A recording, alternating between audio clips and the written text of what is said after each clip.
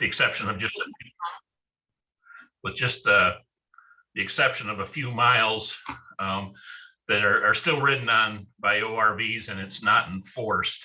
And believe me, I appreciate everything that this bill is supposed to do, but what are we going to look at as far as enforcement is concerned?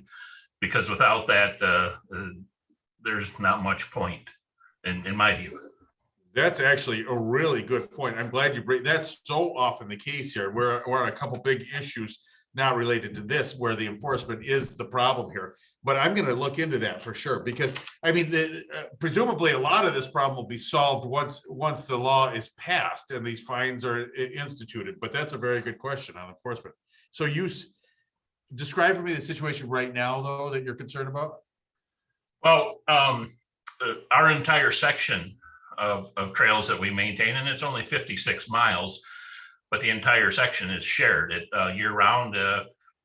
Any wheeled vehicle that any ORV can use the entire thing. So we could groom the whole trail, both pieces, and one side by side or Jeep or whatever could go down it, and basically we'd have to go out again to make the trail safe for snowmobiles. Well, but that's what this legislation is supposed to fix there.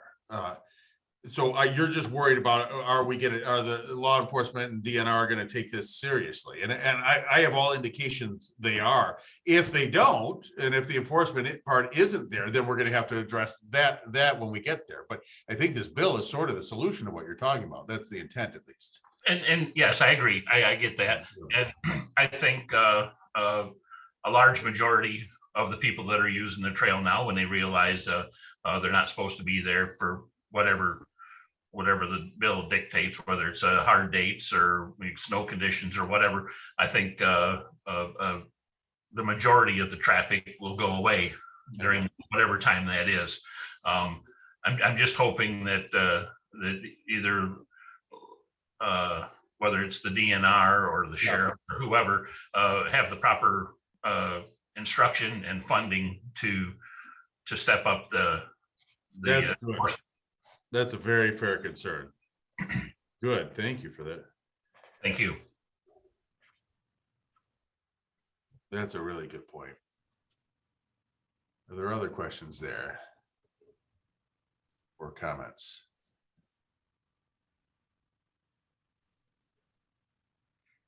I'd love to know, are there more pieces of legislation that you think are needed that we should be working on? This seemed like the first piece, but I'm looking for good ideas all the time.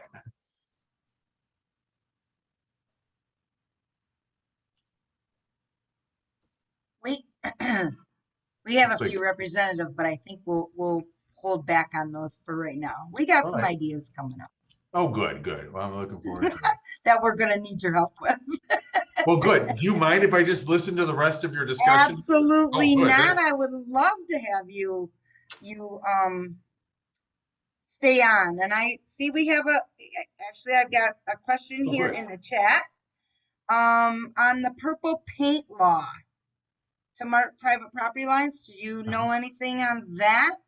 I don't know that ever passed. No, we haven't come across it yet. So that must have been from a prior session. It was a couple, it was maybe at least a year ago, maybe 2 years ago, because I want to say, I think it was before. Yeah. That was before my time here. Yeah. And nobody's mentioned this again since we've done there. Was this a good thing or something to watch out for? I truthfully don't know that much about it. It had to do with you only using purple paint to mark your properties and things. It seemed a little. Yeah. You know something, we've got a problem here. This is one thing. I used to be a big term limit guy, and I haven't changed my mind because I'm here now and I want to keep my job. I've changed my mind a little bit because I'm here now and I see this constant churn of what happens is somebody proposes a great idea, and if it doesn't get done within the first 2 years, boom, the whole process starts over again. And there's a whole new group of people in here, often who are picking up the blah, blah, blah, blah. What's that?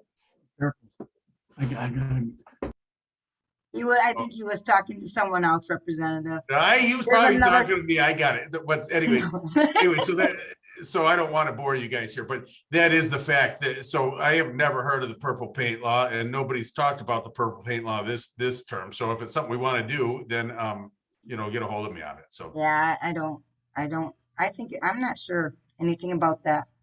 So I see Todd Smith has his hand up. Do you have a question or a comment, Todd? Yes, Representative. Does this new bill regarding the snowmobile or the trails being closed to wheeled vehicles on December through March, does that supersede the other law that allows that opened up all the trails in Michigan? Yes, that's the intent of this. Yeah. Okay. As we've had, I groom for Presqu'île up by Rogers City, and me and my brother both groom, and we were out here a few weeks ago. He was grooming around Millersburg, and about like 11 o'clock at night, he had like 5 pickup trucks all in a group wanted to come, and they started tearing up the hills that he had just groomed. And so he had to make a couple passes after he asked them to leave because he had just groomed it, and they wanted to basically go and tear up all the trails he had just groomed, and he wasn't very happy about that. Yeah, well, that's what this bill will do. If this is not a law yet, I mean, it's only for the House. Right. Yeah, so that's why we're doing this, is to fix Okay. that problem. Yeah. Okay. But luckily he had the folks, he talked to the leader of the group, I guess you want to call it that. And they did turn around and they went back out to the main highway and left the trails alone then. So it resolved itself, but he was still not real happy. And our club president called his DNR contact, and they told him that, well, they can drive on them. But, right now they can. Yeah. Right now they can. Yeah. So. Yeah, that's the point of fixing some of these things. And I mean, but most of them, I'm glad to hear they turned around. Some of this stuff doesn't have to be a gigantic fight all the time. And right. Out on Drummond Island, I've been out there probably 5 or 6 times now, since I've been in office here, and they have a lot of battles going on Drummond Island, not with snowmobiles so much. Well, there's a little issue with snowmobiles, but what I've been out there on ORV things. And, you hear from one side screaming about this, the other side screaming about this, then you get them all in the room, and, we're not that far off from one another. There's got to be an answer to some of these things. So that still isn't solved yet, but this is a big issue out on Drummond Island with the, mainly with the Jeeps and things. So Sure. There, so. All right. Well, thank you very much. Absolutely. Yep. And it looks like Mike Hearn, Representative, has a comment or a question. Great. Yeah, hi. Good evening. So my name's Mike Hearn. I'm a conservation officer with LED. Okay. And I just want to clarify, Karen, maybe you can weigh in on this, but we're being told that law isn't going to have any effect on snowmobile trails that run on the seasonal county roads, because we can't close the county roads to cars. And then if it's a route that the snowmobile trail runs down for ORVs, that's not going to keep them off of that either. Is that not your guys' understanding? The wheeled vehicles, we can't stop the wheeled vehicles on the seasonal roads. You're right. That's not it. It's the other pieces of trail that are narrower, that it's very, very unsafe because they can't pass. They can't, we've had several, if you watch social media, you'll see lots of accidents out there of the ORVs and the snowmobiles, because there's not enough room for those two vehicles on the trail to pass each other in a lot of instances. So right. it's dangerous. As much as the destruction that's done to the surface it's a safety issue. And they're good. They're locked into a vehicle. They got a seatbelt on and a roll cage around them, but a snowmobiler has nothing. So when you hit head on with a snowmobile and an ORV, you're going to lose.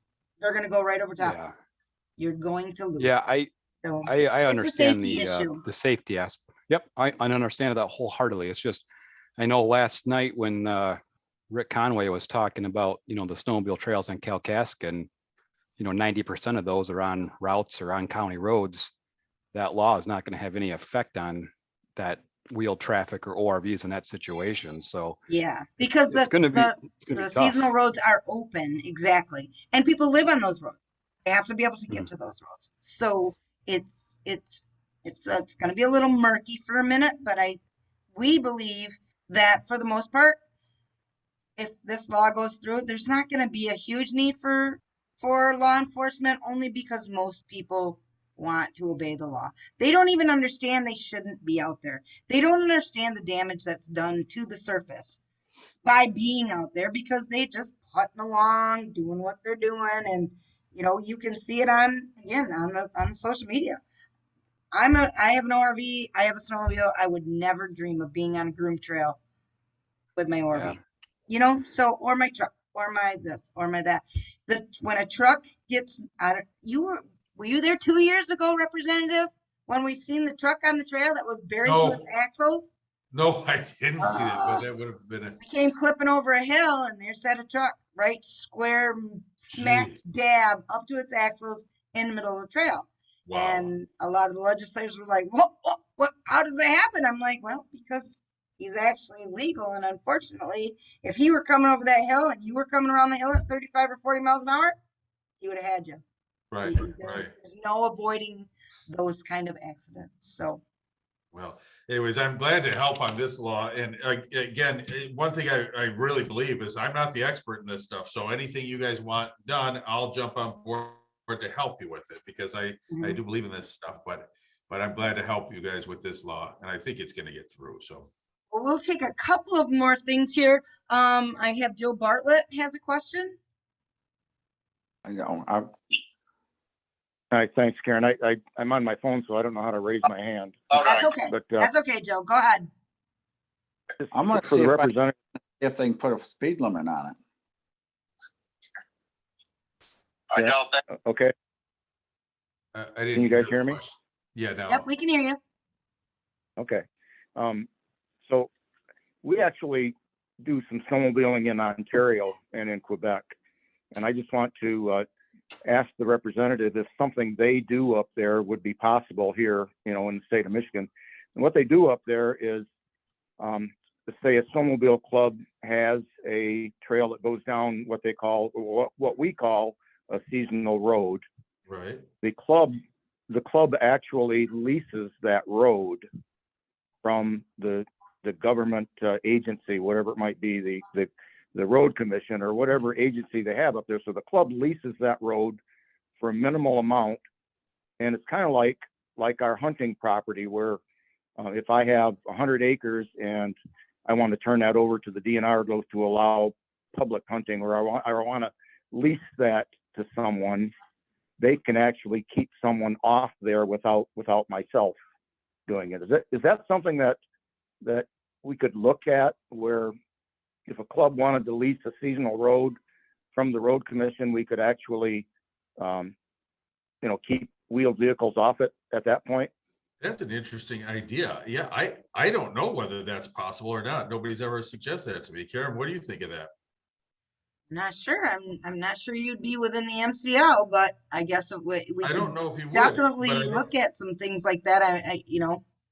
Yeah, that's a I cool think you idea. would have to be concerned with if there are property owners along that road. exactly. But For when access. you don't have property owners, or if the state is the property Well, owner on both sides, I think that what- would have what they more do- merit in certain cases.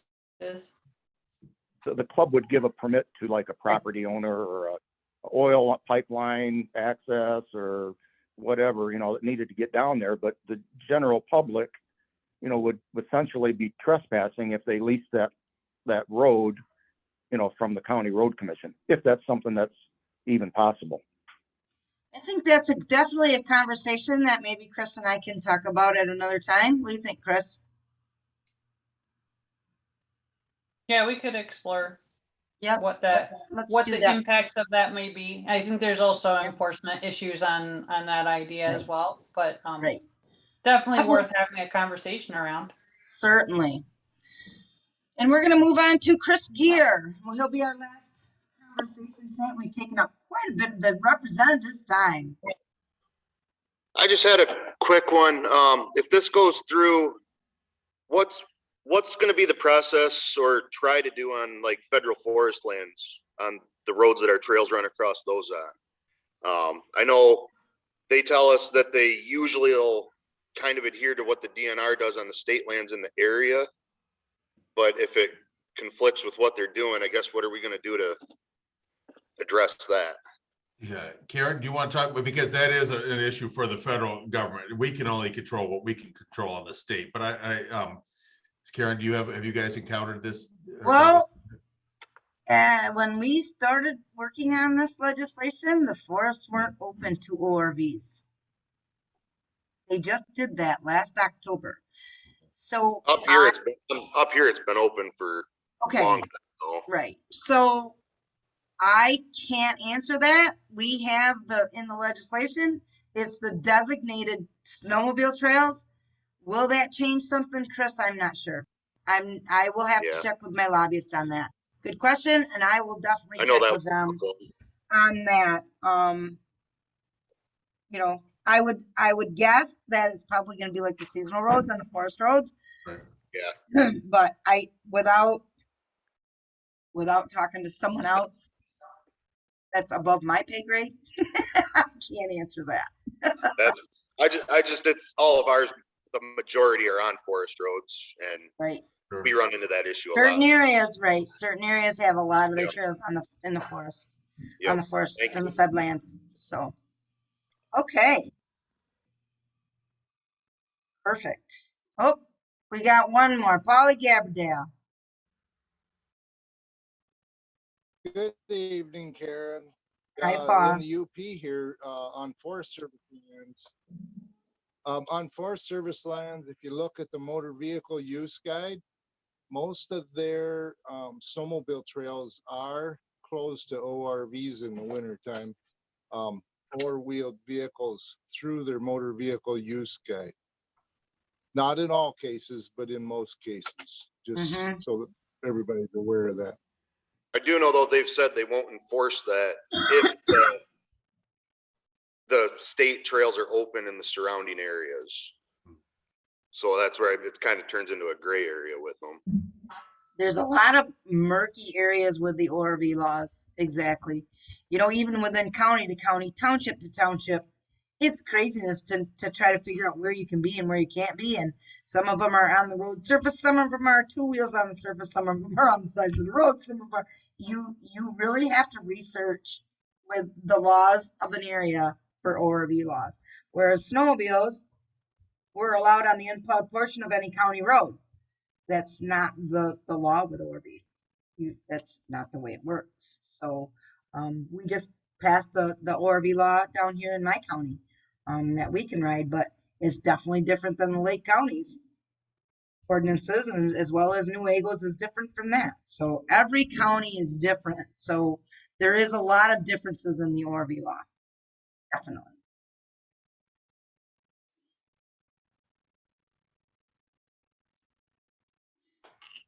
Anyone else?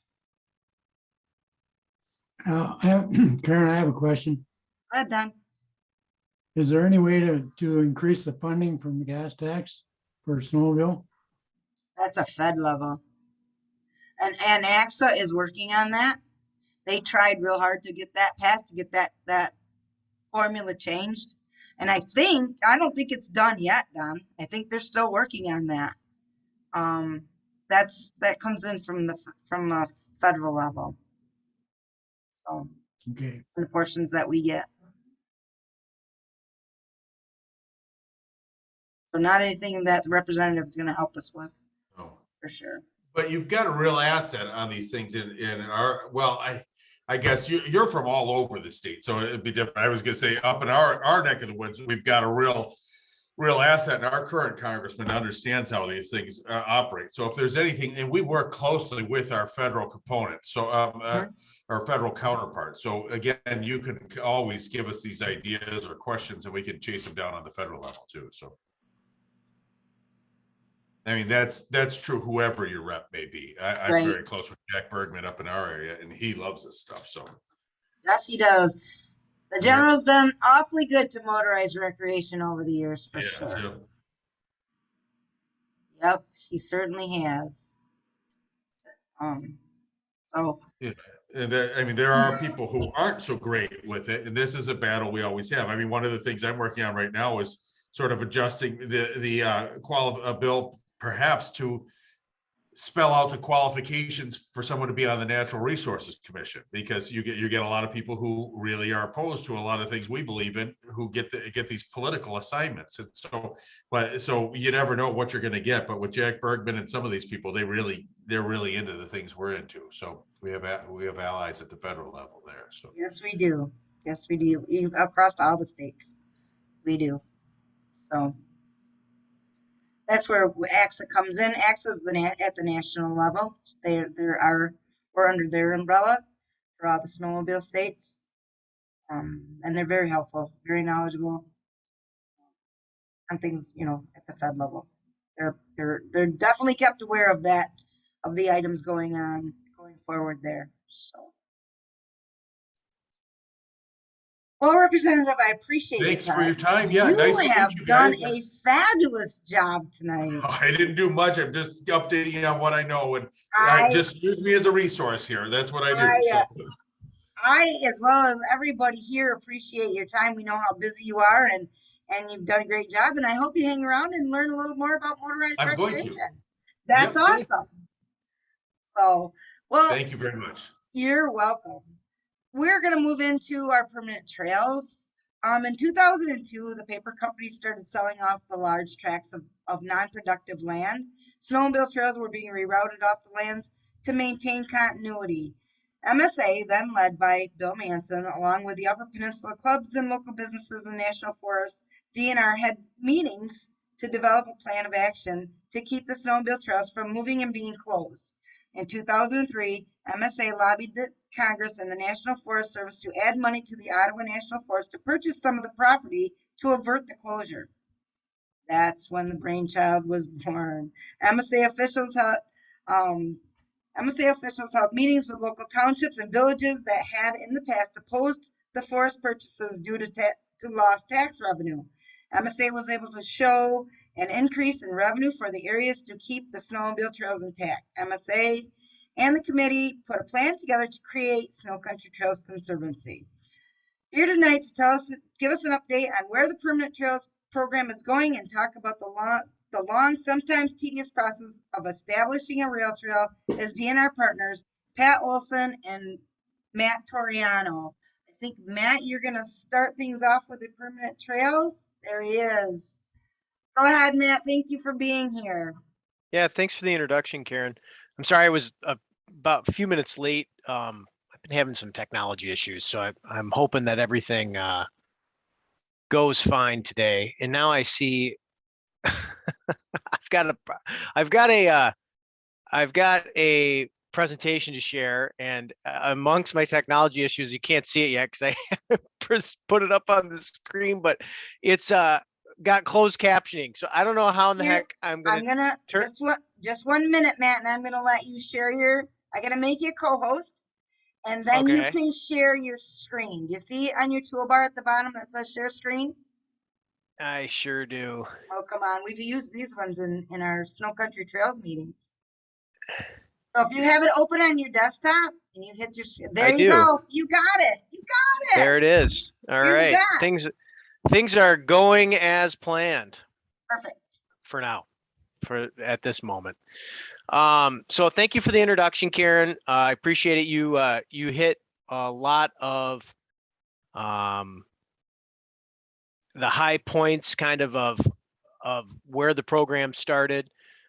Just to touch on a few more details here.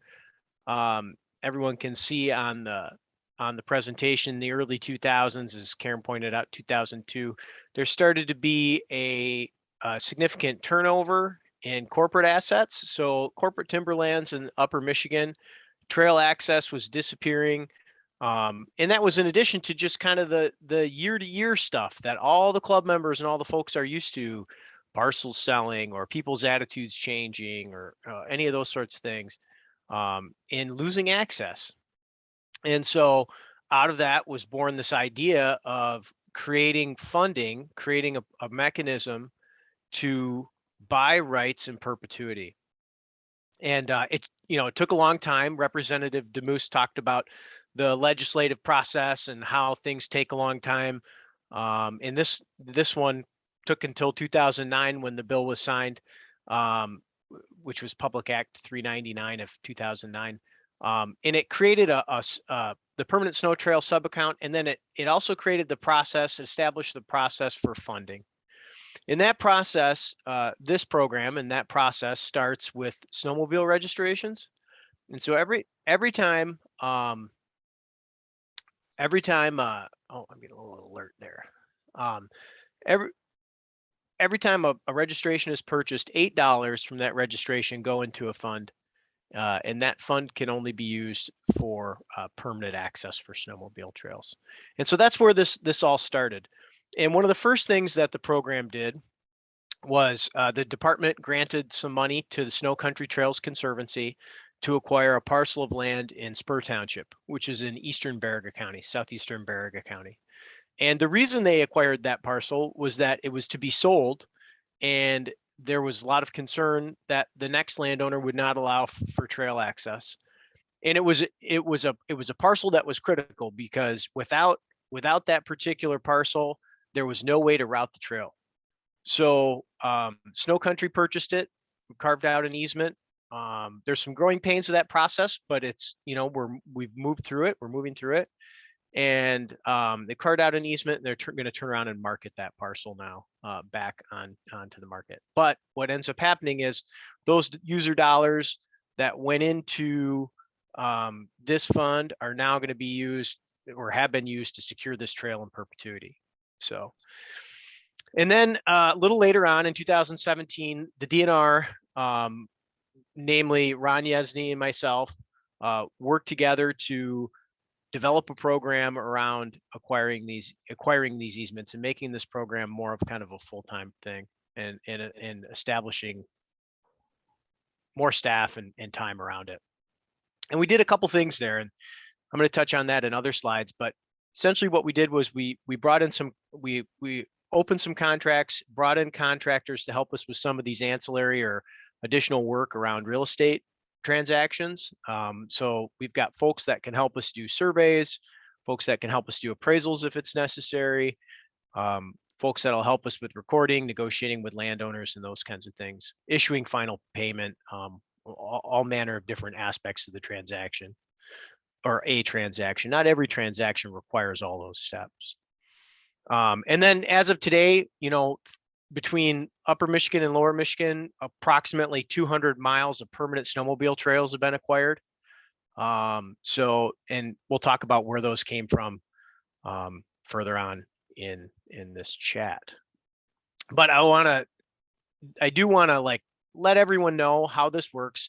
The laws and rules are what establishes this. And I grabbed a couple pieces out of the administrative code and the PA 399, which is an amendment to NAREPA, which is the Natural Resources and Environmental Protection Act, which is generally where all of the stuff related to DNR goes. In this top bit, and this is, I think, really important for everyone to understand, and what makes this program so cool and unique, is that at the bottom you see highlighted that it's not to be used as a replacement for those expenditures. So there's some clear rules around how this money can be spent, but the bottom line is we're not to take this money and then fund grooming and fund all the day-to-day of the snowmobile program. It's got a specific use. And this was something that was very forward thinking on the part of the snowmobile community. They saw you all, and there's a lot of you that have been involved in this since the beginning. You saw this as an issue. It took some time, but you went out and you created a solution by creating a funding mechanism to deal with this. And then the program has grown around that funding mechanism, both the need and the funding mechanism. And then the bottom piece here on this administrative rules is, the administrative rules were established around the law. So you can think of administrative rules, or administrative code is law, it's administrative law, but it's established to kind of piggyback on to the statute. And so in that administrative law, there's a whole list of programmatic functions, things that the program, the money can and can't be used for, how it's to be used, how the grant process works. And this is just a little snippet again to kind of show you how things may be the nuance, I guess, of what the money can be used for. In this case, the department can grant out to people or entities like Snow Country Conservancy to purchase lands or secure easements or leases, permits, those sorts of things. And that's where this earlier transaction comes into play that I brought up was in Spur Township. In order to meet a need, which was the potential closure of the trail for it, maybe forever, maybe for a little while, maybe never, who knows? But in order to meet this need of concern about what's going to happen to the security and future of this trail, the department is able to grant this money out to an applicant. In this case, it was Snow Country Conservancy, and they're able to purchase the land, and that secures that in perpetuity, which is the spirit of this program, to build a trail network that's there forever for everyone, right? For all snowmobile users. So that's just something I wanted to point out and something to think about as we talk more about this and how the program works and what the future is and where we can improve too. So the acquisition process, what happens? So how does this work? How do we end up with permanent trails? We have to start by having a need. So what we aren't doing is just going out and buying stuff everywhere. We're identifying a need, and that identification of need comes in as just tiny little print there. I don't know if anyone can even see it, but the identification of need, it comes from different areas. It comes from, the SAW meeting, having a discussion about these sorts of things. People having an open talk about what's going on in their area. What do they see as a need? What parcels need to be thought about or acquired, or rights need to be acquired. Unit contacts coming to the trail section, clubs or landowners approaching the department or any of those other folks. So we get a parcel. Okay, there's a parcel, let's say in Big Bay, where the Big Bay Snowmobile Club has recently brought forward a handful of landowners with the idea that we could shift the trail just a little bit, get to the same point, but lose a couple of road crossings. So Joe Cram comes and says, hey, we've got a need here. We've got landowners that are willing to sell permanent rights. We can establish a new trail, but in the same area, and eliminate this safety issue of having these road crossings. I mean, anywhere, I think, it's my opinion at least, that we can eliminate road crossings, that's better. It's better for everybody. We want to make sure this is as safe as possible. This sport is as safe as possible. So from there, we discuss it. Obviously, the department discusses it. I would discuss that with Rob Katona and Ron Yesny, because those are the local managers of the trail. And then we would bring that information forward to the SAW and let the SAW know what we were thinking about this process. And I don't know, Karen, would we meet every 3 months with Snow Country? Probably 2 months. Yeah, 2 or 3 months. And then we bring these ideas forward at Snow Country as well, to let folks know and bounce them off them and get approvals.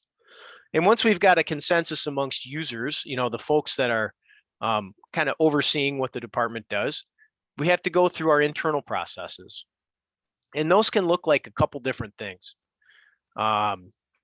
Depending on the size and type of easement acquisition, we have an internal memo process that we can utilize, where we develop a memo and our division chief, Ron Olson, signs it and sends it up through executive for approval. And that authorizes us, myself, to go ahead and move forward with that acquisition.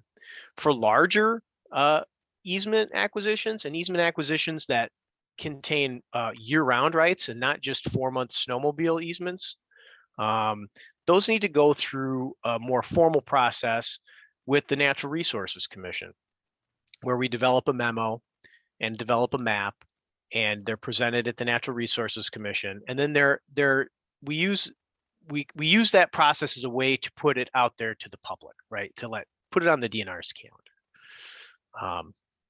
So those are the kind of the two levels of approvals that happen. And then after that is, once those approvals happen, it's all the acquisition tasks. And that can mean a lot of different things based on the parcel. Some parcels require an appraisal or a survey, and they may require a survey because the easement area is not easily described, or it's very esoteric and strange.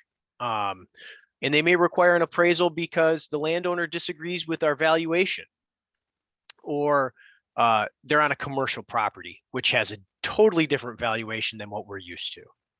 So there's not necessarily a one-size-fits-all approach for valuing and describing an easement area.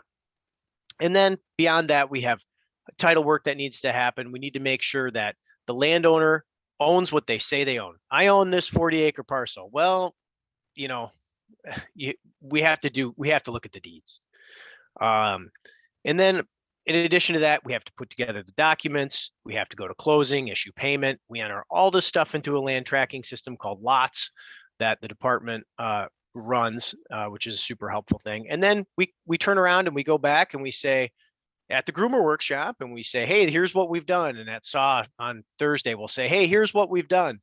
And here's how this process worked, and let everyone know what happened. And now you've got permanent access forever. And what that permanent access means, if you're a club member, you now do not have to go get an approval every year. That landowner does not have to sign a lease every year saying that they allow access. It's done already in perpetuity. It's attached to their deed and it's recorded. Here's what you do have to do, and this is very important. What you do have to do is you do have to continue to list them as additionally insured. So they do need to retain their insurance. We need to retain the insurance for these landowners. So that piece of the pie doesn't change. So let's move on to talking about some projects. Okay, I've got a handful of them listed here. There's more that have been completed and there's more that are kind of in the pipeline. But I just got a note today that we got our recorded deeds back from our largest transaction yet, which was with Lime Great Lakes Timber. And Lime Great Lakes Timber, I mean, I know that there's a lot of folks that have probably heard me talk about this, but just for those that haven't, Lime Great Lakes Timber purchased Weyerhaeuser, who had, or Weyerhaeuser was previously Plum Creek, was previously Mead.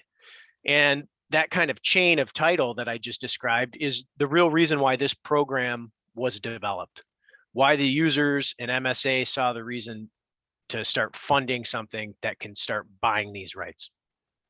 And as these companies turn over, as ownership turns over, attitudes towards trails aren't always the same. We don't, you have folks that maybe aren't interested in having motorized recreation on their lands. Some folks maybe are, but by purchasing these,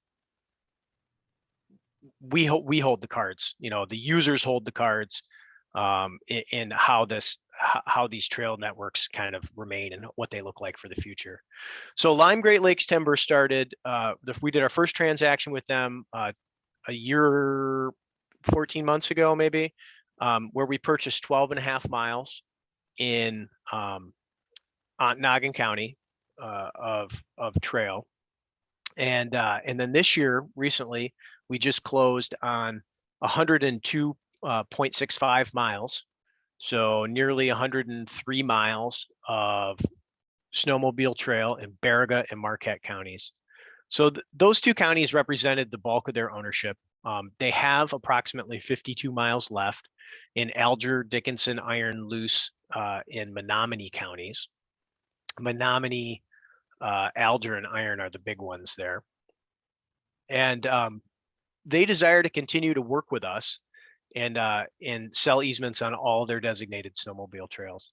So by the time that one is done, it'll be about 168 miles of permanent trails that we've purchased from this one landowner. And we're hoping to complete the rest of it within the next calendar year. It's going to probably span 2 fiscal years, but within the next calendar year. And I've got, let's see if my map works. Can we see that? Yeah, you probably have to take your stop sharing and then open the map, For Pete's sake. Matt. I I know. know. Here, let's I try it know. this way. All this I'm technology. sorry. I know, I'm having a There you bad go. technology day There you too, go. you know, it's just when it rains, it pours. Yeah. You got it. Yeah, all right, everyone can see it. So here we have, I'm just going to kind of focus in on this area. This northern part of Marquette County and in Baraga County, we can see here in red is all the stuff that was purchased in this last sale. I mean, they own just a pile of land. So the connectivity here is pretty significant. And we did a few creative things too that I'm proud of. In some of these areas, you know, we have some concerns with private land. Like, you know, there's these little islands of private land. So into the sale, we built in reroutes across Lime lands. So while there's not trail there now, and it would require a trail proposal to put in a new trail, we already have the land ownership permissions piece solved. So if a landowner comes in and cuts us off in one of these little areas, you know, one of these areas around here, we have a good way to get around it. This area is the main one. So I'm pretty proud of that little bit of strategy on the part of the department to try and make sure we could shore things up even further. Now, these don't come cheap. This was $1.7 million of snowmobile easement money to lock up this over 100 miles of trail. And that was based on valuation that the department did and Lime agreed upon based on average land values in the county and correlated with a appraisal we had done in the Ontonagon exchange or Ontonagon acquisition, excuse me, 2 years ago, year and a half ago. So you can see there's a lot more to this too outside of Marquette on the 510 area. And then this is Moose Country Trails here. And then there's quite a bit down in southern Marquette County and in northern Menominee County. So, and then there's little bits here and there all over the place. So, so that's a pretty cool one. That's something that's, you know, I think all the users, we should all be proud of. We've all worked hard to see this program come to fruition, and that's a big one. The next one I want to talk about briefly is the Keweenaw Land Association acquisition. This acquisition was 56 miles, and it's primarily in the western Upper Peninsula. Keweenaw Land Association is a large landowner, timberlands owner in western Upper Michigan. They own about 170,000 acres. I'm sorry, I didn't. Lime Great Lakes Timber owns about 690,000 acres. So they're the largest landowner in Michigan, largest private landowner in Michigan. Keweenaw Land Association's 170,000. And as you can see here, primarily Gogebic, Ontonagon were the big two counties. You can see lots of stuff in here. Big segments of trail, a lot of trail that connects national forest lands. So connectivity with public lands, which is very important, and a bit of trail down in the Iron River area, Iron County, northern or kind of north-ish Dickinson County, and a little bit outside of Iron Mountain here. And, you know, we were very fortunate to work with Keweenaw. One of the things they did, and one of the benefits of the program and being engaged with these corporate landowners is that as we're having these discussions and we're working through the sale, which takes a long time when you're buying, you know, dozens and dozens or 100 miles of right-of-way easement, you know, both landowners have worked with us. They're continually disposing of land.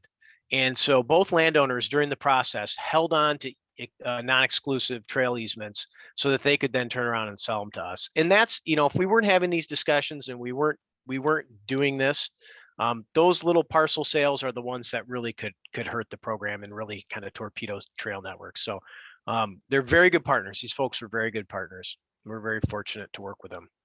The last thing I want to say about Keweenaw Land is that it was very good that we did this, because we just learned at the end of 2021 that Keweenaw Land sold all of their surface rights to another company. So Keweenaw Land is a historic company based out of Ironwood, and they've got a long history in the UP.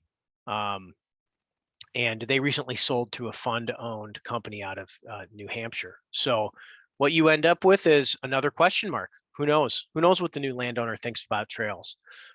Who knows if they're happy with trails? Who knows? Maybe they want to participate in this program. But what we do know now is that these rights belong to the community in perpetuity, and the trail can remain there forever. All right, let's see if I can switch back here.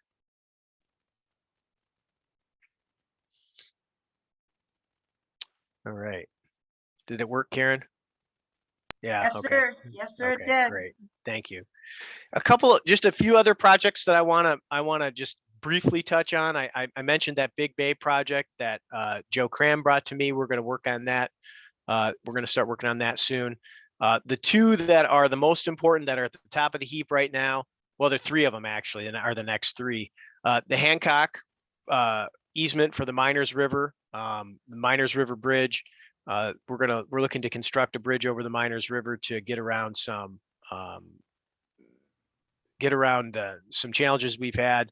The Road Commission no longer desires to allow the trail to cross or to traverse down their property. So Hancock happens to own some adjacent property, and we've had some preliminary discussions with them, and they're agreeable to granting an easement. So that work is happening right now, the title work and the survey. As soon as the snow is gone in that area, who knows?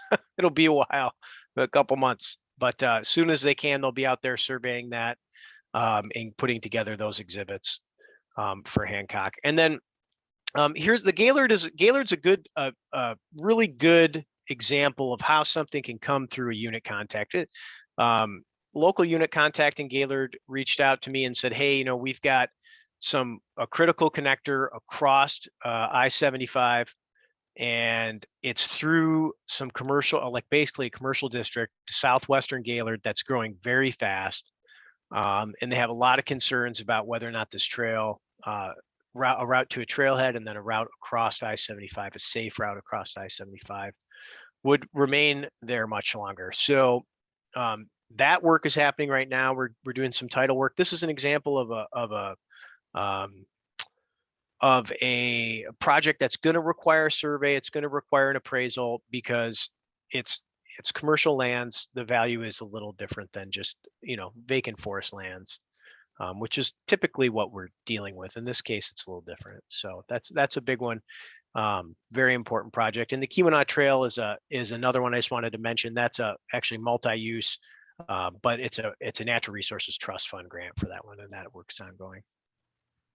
In addition to that, JM Longyear, which is another forestry company here in Marquette, has indicated that they would be willing to and want to work with the DNR on selling permanent trail easements, which is primarily between here and Big Bay. I'm in Marquette, so between Marquette and Big Bay, which would amount to about 33 miles of permanent trail easements, and connect all or most of the Weyerhaeuser/Lime transaction that was just completed.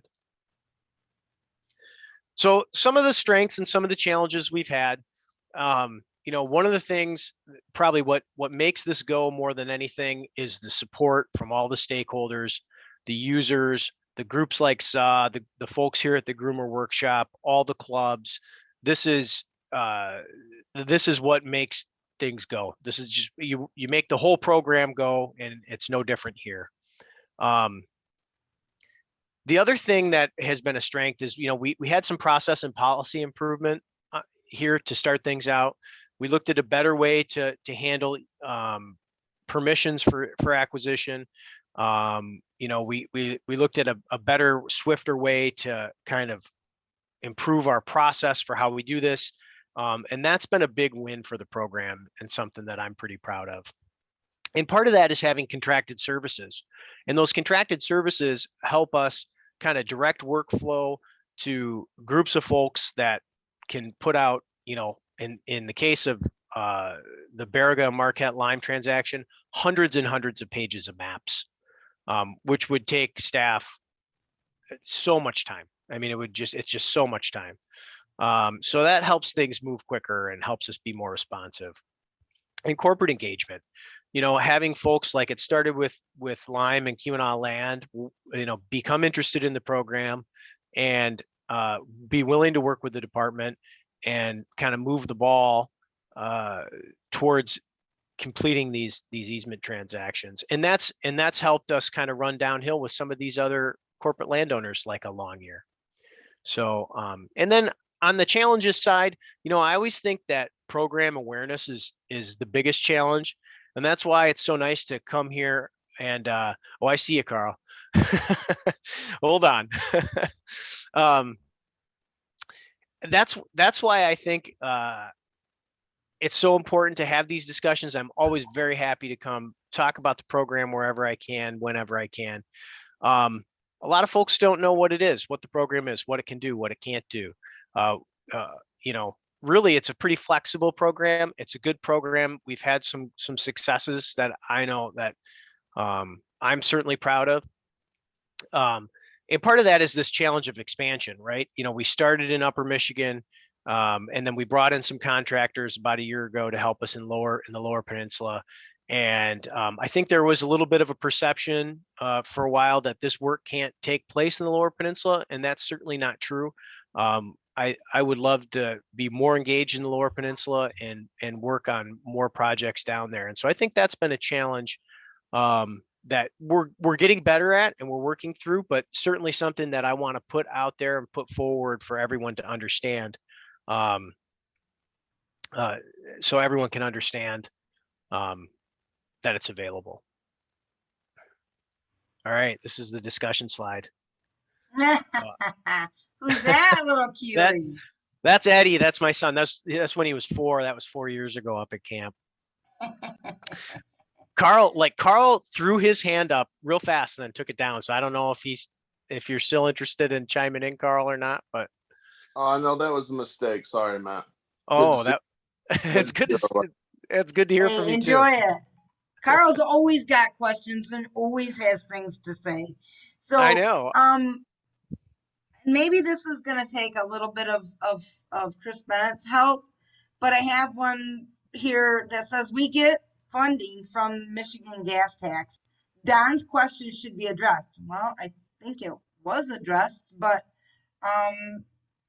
that's the 14% of we get 2% of the 14% of the gas tax, which is what Chris talked about on Monday night when she was here.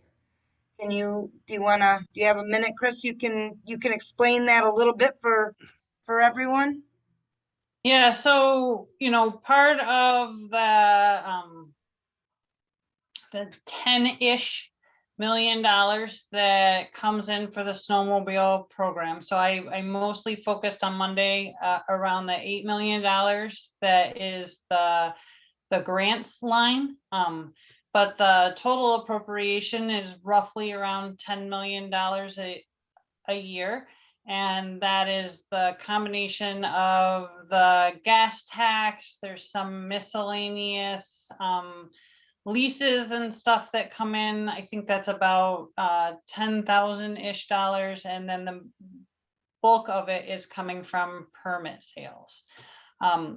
So to increase that gas tax line item would be, you know, a combination of changing the federal funds to do that. So the feds would have to decide to give us more than 14%, and then we would have to lobby to get more than the 2% of the 14%. I think what Access is working on, if I'm not mistaken, is they want to raise that to 18%. instead of 14? And then leave the Leave it two at the percent of 2, the, right? then it would be 2% of the 18%. Right. I do believe, I could be mistaken, but Yeah. I think that's what AXA was working on within the at the Fed level with a gas tax for the RTP. So, Joe Bartlett has a question or comments. Go ahead, Joe. Is it about my super cool snowmobile? Yeah, I'm sorry. It's about your super cool son. Just wondering if you sent him to safety classes yet. Not yet. How? Yeah, I haven't. Well, 12 is gotta be 12, I guess. Okay. Well, he's got a few years. Hey, Joe, what's up? Yeah, I just want to say, I mean, Matt is such an asset to the DNR and such an asset to the snowmobile program. I mean, if we were all together at the Sioux, we should all be giving him a standing ovation right now for what he's done. I just want to thank you, Matt. Such a professional. I really appreciate what you've been doing. Thanks, Joe. That means a lot to me. One of the things I said at the last groomer workshop when we were all together was, I think it's the passion that everyone has for snowmobiling is really infectious, and it makes me feel really great about my job and the work that we all do together. When you're working with folks that care as much as they do and give back to the sport as much as they do. And I'm very grateful to work with everyone, and I appreciate those comments a lot, Joe. Thank you.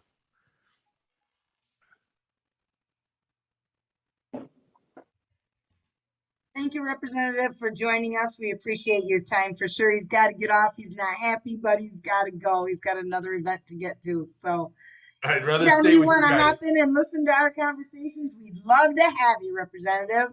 That'd be great. And make sure you just let me know what I can do to help, because All right. you guys are the experts. But thank you so much for including me today. Talk to you soon. Thank you, John. Does anyone else have any questions for Matt?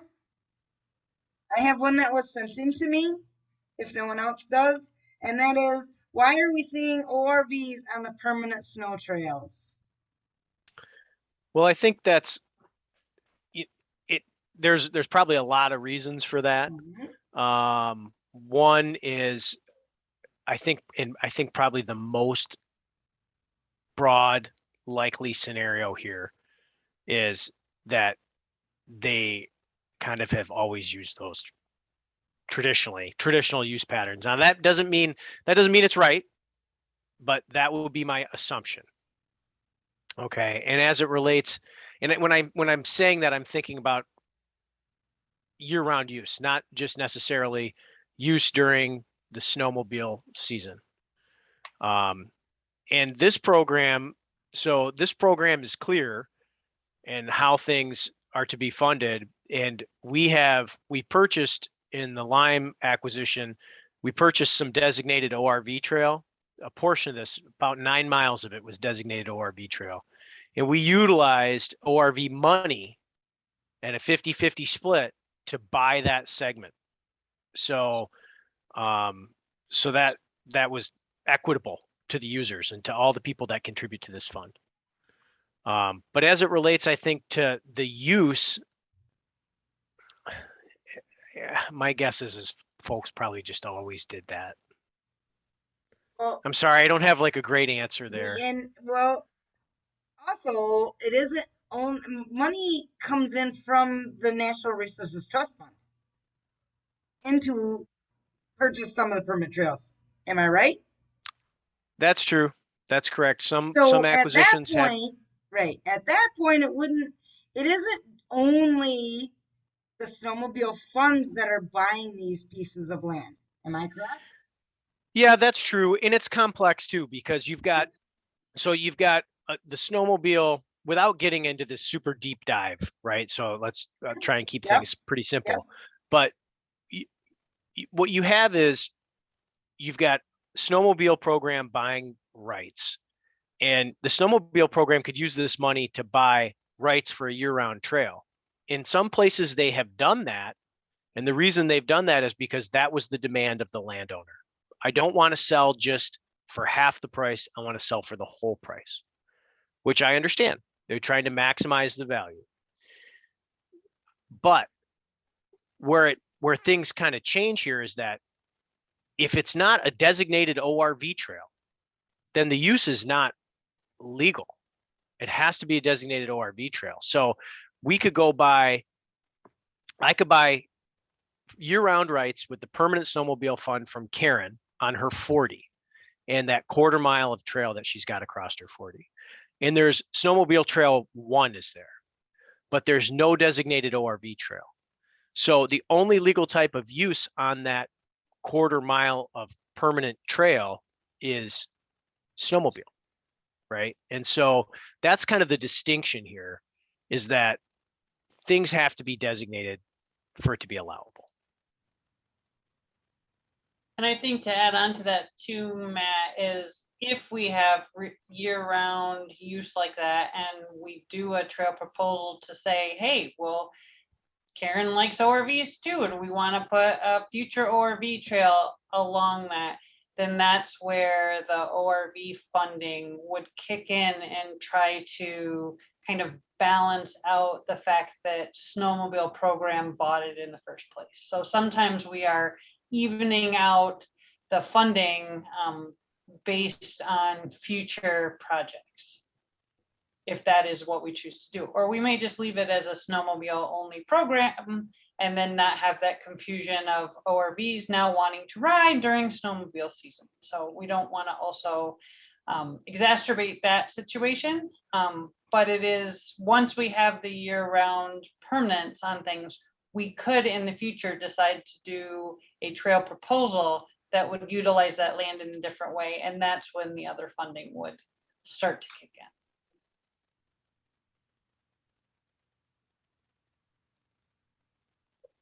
in. Good, good. Yeah, great explanation, Chris.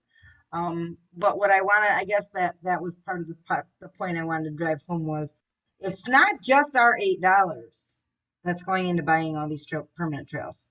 There's other funds that go into that as well. It isn't just $8 at a time. There's other things that help, and thank goodness that they do. Yeah, this is Ron. The long year acquisition that we're working on, there's a pending $300,000 trust fund grant for that. So that would be an example. And so we would be using trust fund grant for a good portion of the long year acquisition.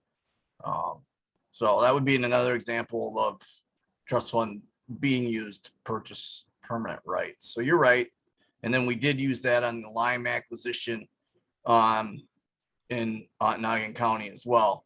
So it can be different sources. Right, all working together, exactly. If only we could get them ORVers to get a permanent trail.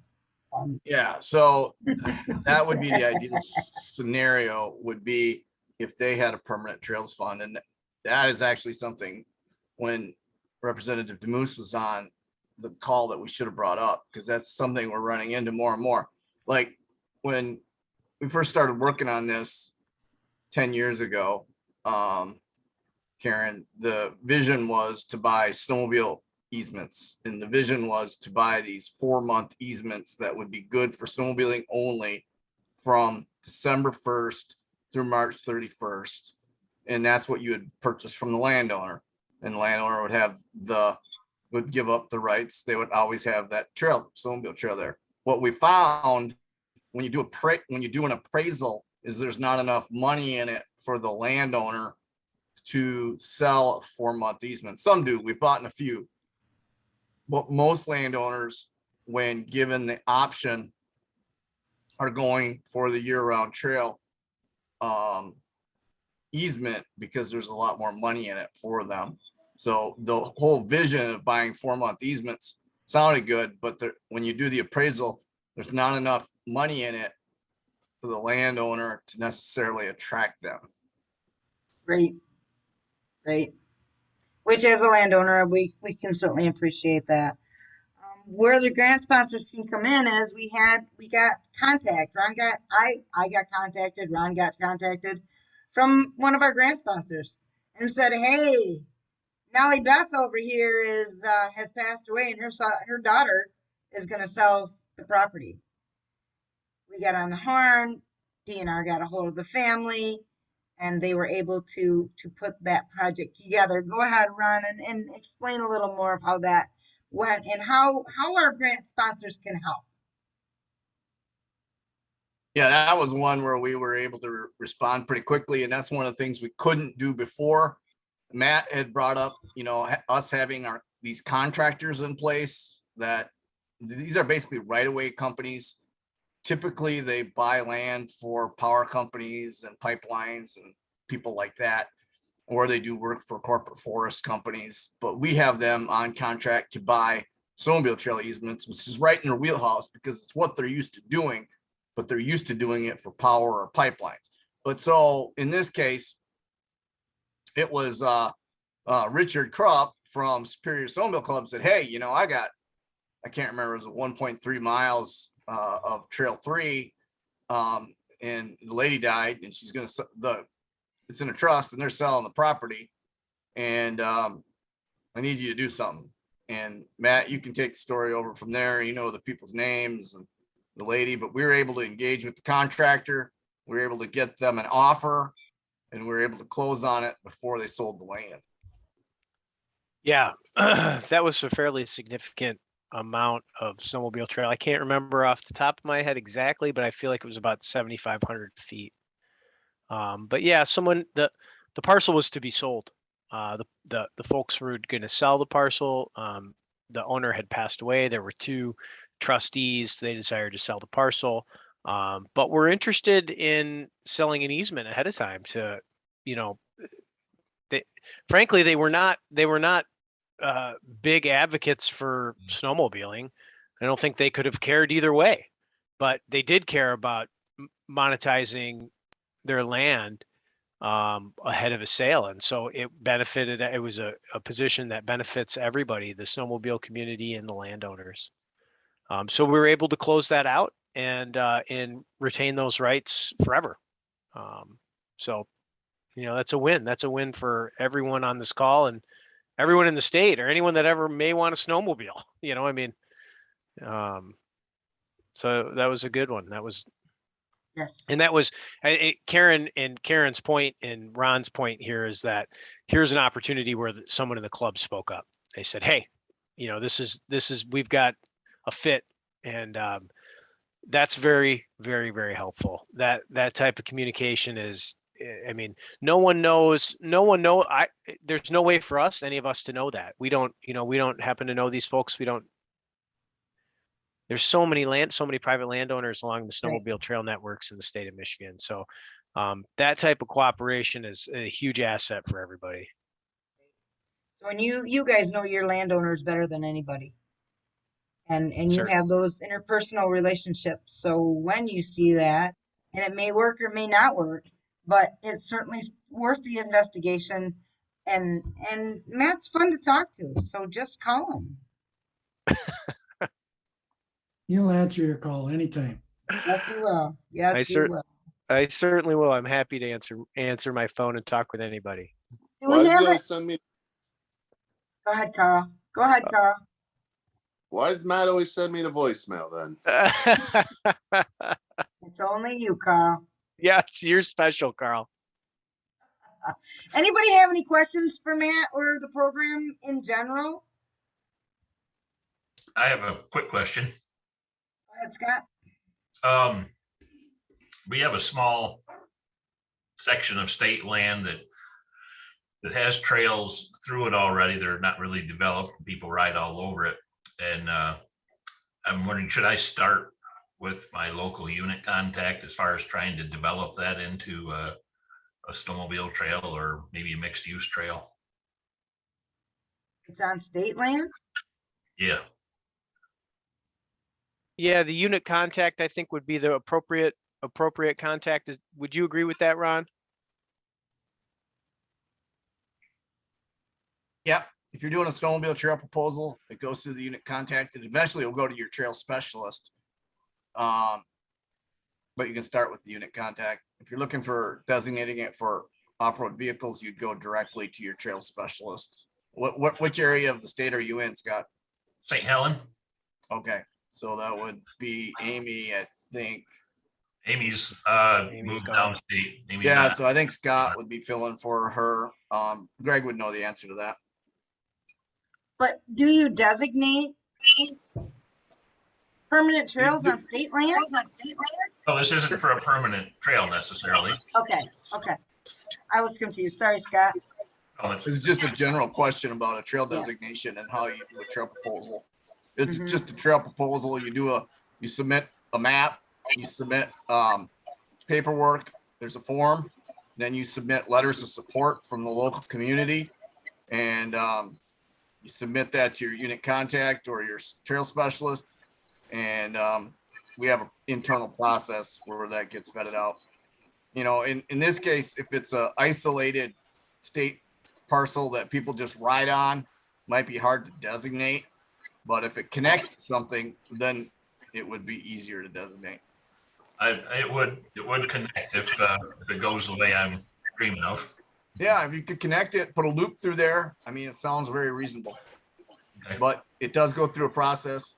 And I'll tell you who reviews it. The wildlife division reviews it. They're gonna concern themselves with what impact it's gonna have on wildlife and hunting.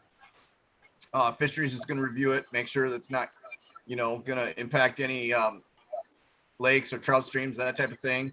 Law enforcement's gonna review it, make sure that they can efficiently patrol it and make sure it's not creating any safety hazards and concerns.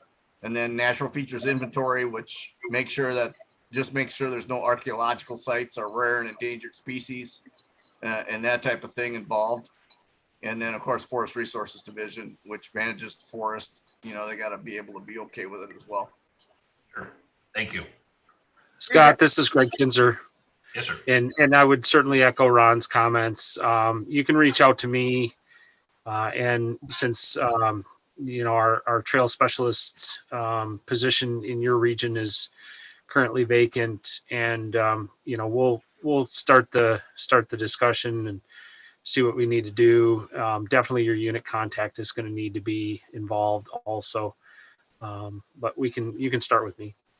Okay, great. Thanks, Greg. I'll be in touch. Sure thing. Yep, sounds good. There's a great PowerPoint that Scott Slavin put together that's on our website too, Scott, that you could roll through, give you a really good idea of what it, what each stage is and how to go through the steps. That might be something for you to review with your club together. Where can I find this at? It's on our website. It's right on the My okay. Server I website. think I've seen it. I think, yeah, I'll look over. Yeah. Scott did a really nice job putting that PowerPoint together for us. I might have to steal Mr. Toriano's too on the PowerPoint that he did for tonight. These are great information for the snowmobilers to see. So, does anyone else have any other questions for Matt? I have a question for Matt. Is there an update on the Wind to Chatham Trail? Oh, I don't have, I'm not sure how deep you want to get into that one, Don. Just slightly. Yeah, last time, I discussed with Pat, we have the landowner letters ready to go out. For those folks that are unaware, the program, one of the things I didn't do in this presentation that maybe in the future I'll include is a more comprehensive look at all the stuff that's been done. And that would probably be helpful, like in spatial terms on a map. But the program purchased, I think 12 segments of railroad grade from Union Pacific it was misunderstood. The ownership was misunderstood. And so those segments are secured forever. They augment some of the other ownership that the department had on that rail trail between Little Lake and Chatham. We do have some landowner contacts to make. We're kind of working through the process of cleaning up the understanding of ownership there. The other one I want to mention real quick, I know that we got to move on and Oli's Nope, up we next, got but the other, all the time in the world, Matt. You keep talking. I don't want to miss this one, and I had it in my notes and I moved past it, but the CSX grade downstate, that was purchased, and that's in Calva to Chief. Is that correct? Greg, help. Yes, that is correct. Okay, that's what I thought. And that was purchased with, well, it was purchased with a mixture of funds and some creative funding solutions. But one of the things that was required of that sale was the CSX required that the grade be capped, primarily, I believe, for liability purposes. And that's an expensive and arduous process. And that was a condition of sale. Sale cannot happen unless that action is taken. And the administrative rules and law allow for those types of things, those types of actions to be paid for, those activities to be paid for, and projects to be paid for by the permanent snow fund. And that's somewhere where we utilize the permanent snow fund in Lower Michigan in a creative way to create access and perpetuity that's maybe a little different than just buying the rights. The other spot that happened was in the Bear Creek Swamp, where we funded a bridge, and that secured access and perpetuity as well. So there are some ways that the fund can be used that are a little, maybe you consider a little more non-traditional than just paying for the rights to have a trail. But there's a couple examples in Lower Michigan where the department got creative and the staff in Lower Michigan got creative to utilize this funding to secure the trail, secure a snowmobile trail forever. So sorry, that's a little more, that was more than what Don asked for. But all right.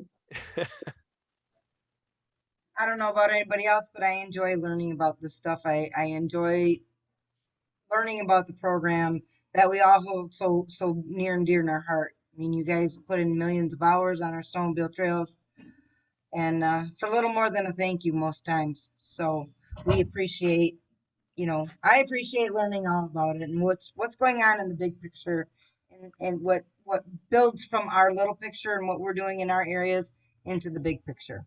So. Yeah, and like that little goober that's on the screen right there, like that's when we're all done, when we're all gone, it's going to be available for him, right? And that's really the point, that you're leaving something there so everyone can enjoy the sport down the road, and that's the goal of the program, and it's a pretty special thing. So. Mm-hmm. Yeah. So I don't see any other hands up, but I can't see a lot of. I don't see any more hands. Anybody else have any questions for Matt? I think we should probably take a little 10-minute break here, and then we'll come back with Pat Olson, and he's going to tell us about what it takes to get the railroad rights, because he has a very complex job. So thank you. Back in 10 at 6:40.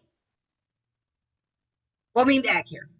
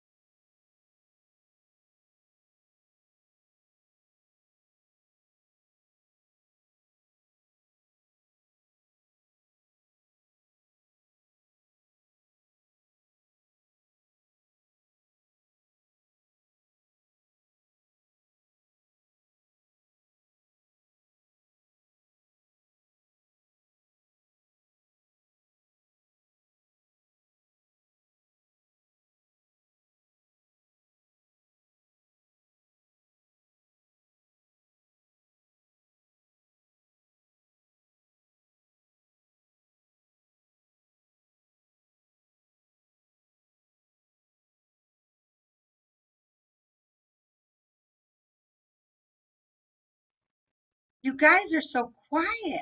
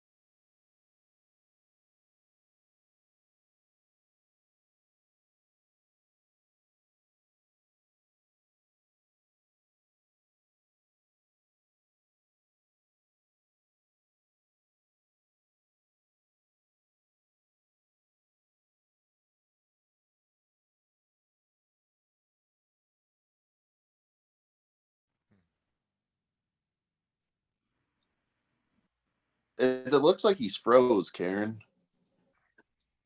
Uh-oh. Nope, there he went. It went no. So you Yep, have a you got it. split screen. You have a split screen. Says Yeah, next but I slide. can't move my. Yeah. No, is this out of this switch? Yep. Yeah, you're switching. Okay. Okay. So although the general public thinks the corridor is being owned by the railroad, in reality, the average right of way is often a hodgepodge of conflicting ownership, which it is.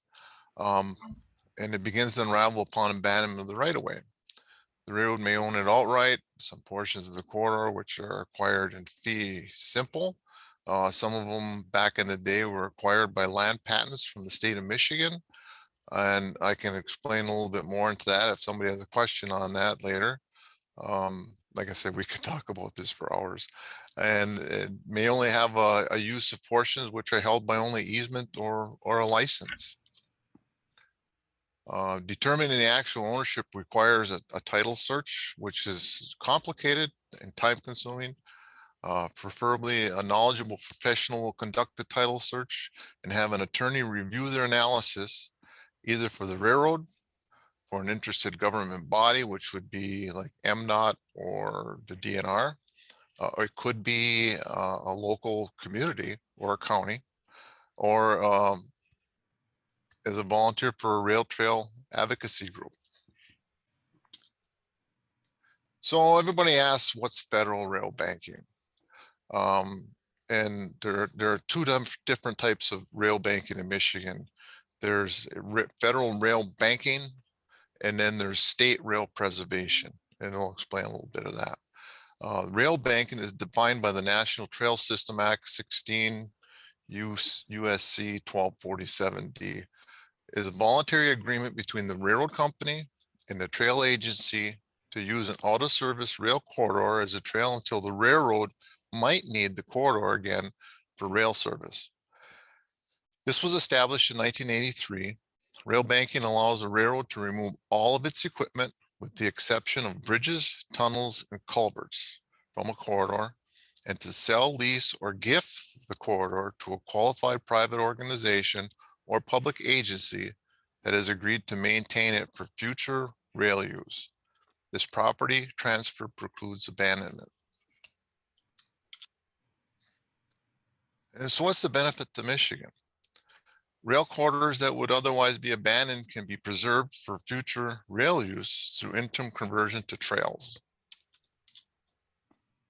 And under the National Trail System Act, the Surface Transportation Board, which is a federal agency, is given the administrative role in assisting carriers who wish to rail bank their corridors as an alternative to a complete abandonment of the line, thus preserving the rail corridor for possible future use.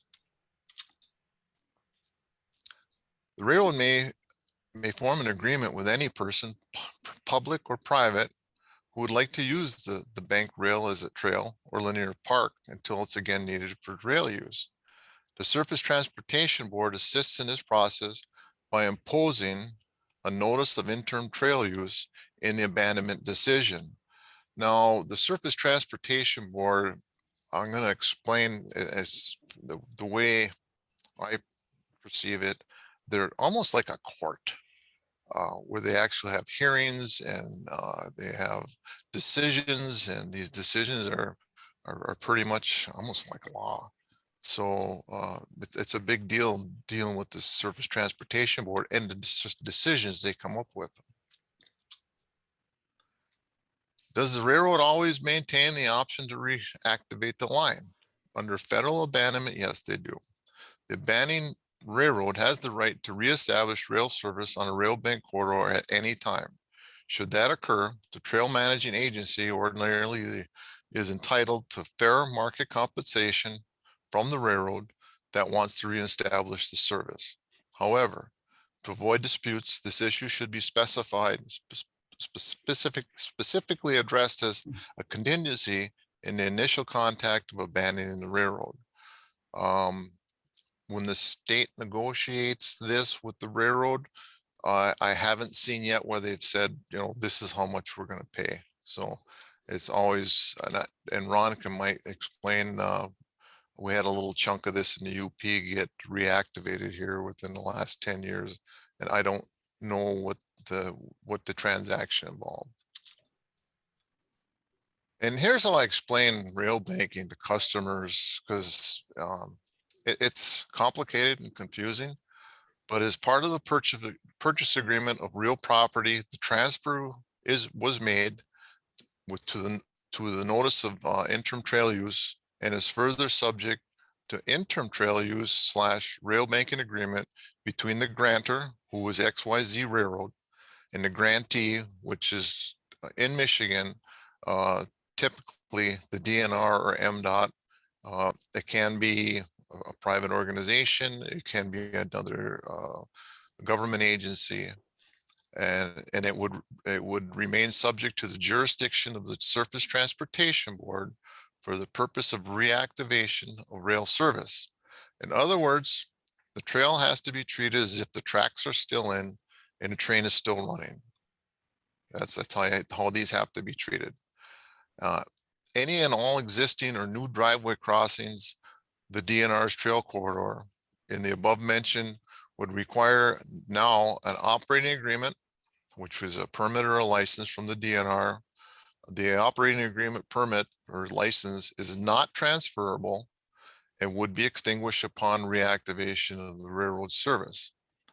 It also gets extinguished when there's a transfer of property. So if Ron Yesney buys a piece of property on the Portage Canal and he has to cross the the Holton to Chassel Trail to get to this parcel, he's going to need to fill out an application from the department, pay a fee for that application. It goes through an application review process. If approved, Ron then gets a license or an agreement to cross and have legal access to his lot. So now if he wants to build his $5 million mansion on the Portage, he has legal access and he can finance it if he needs to get to his cottage.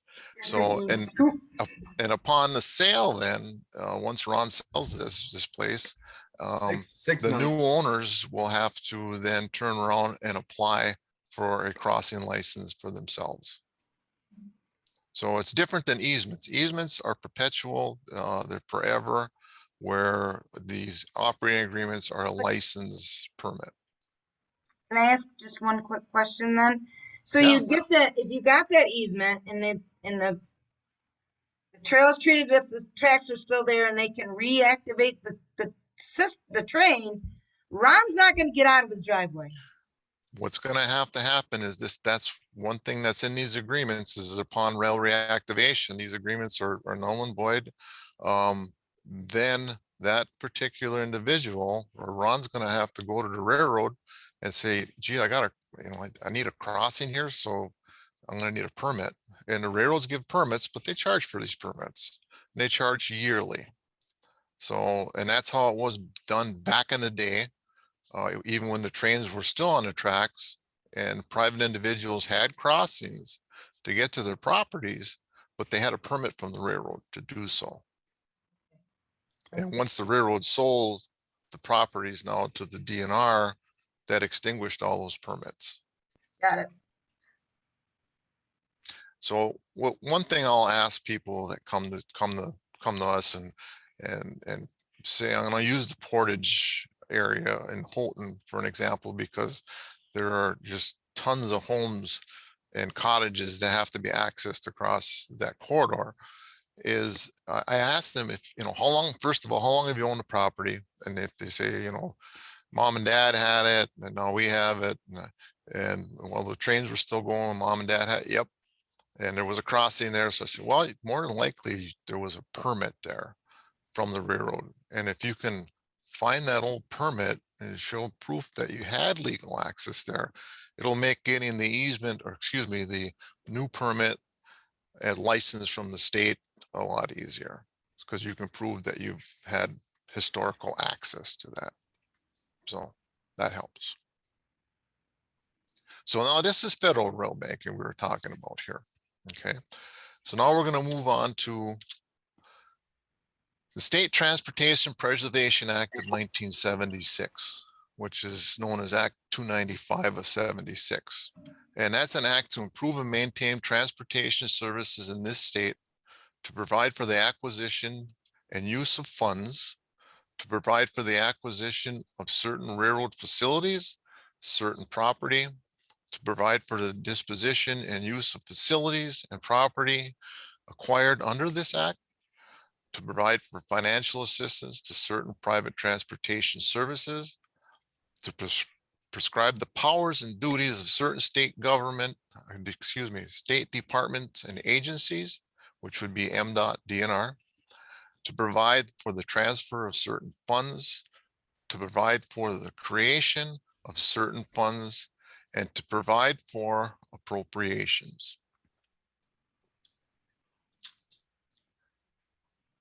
Also under the State Preservation Act, in the State Preservation Act, I forget how big of a document it is, a couple, 2-3 pages. Under Section 1, it says this act shall be known and may be cited as the State Transportation Preservation Act of 76. To the existence, exists a need to provide authorization for financial assistance for the capital improvement, maintenance, and operation of rail, street rail, intercity bus, ferry services in this state, to undertake the planning, development, acquisition, and operation of these services is in the best interest of the state and is a valid public purpose. Now here's a key thing in this act. Number 3, the preservation of abandoned railroad rights of way for future rail use in the interim use as public trails is declared to be a public purpose. That's a big deal, those 2 words, public purpose. Because now when we take over these rail trails, as we mentioned in our first couple of slides, that when you start doing the title work, that these were held, these rail corridors were held, it was a hodgepodge of, you know, they owned some of it, they had easements over some of it, they only had license over some of it. By acquiring these rail trails, whether it be federal rail banking or through the Rail Preservation Act, the trails are treated as if basically the trains are still running, the tracks are still there. The easements cannot extinguish because they're still being used for a public purpose.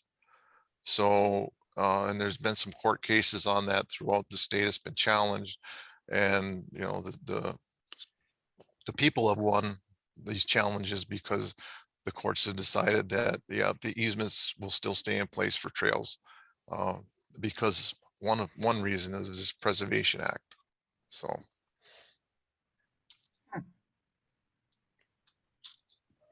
And another part of the act actually is really good, is in the act there's a notice of abandonment, acquisition of rights of railroad company by State Department of Transportation or the Department of Natural Resources, warranty or quick claim deed, acquisition of rights in rights of way approved for abandonment.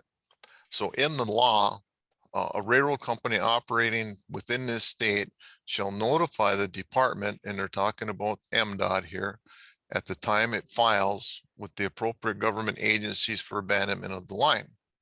And number 2, the rights a railroad company may have in all rights of way approved for abandonment within the state shall not be offered for sale without offering the department on reasonable terms in the first instance, and the Department of Natural Resources on reasonable terms in the second instance, the right to purchase these rights.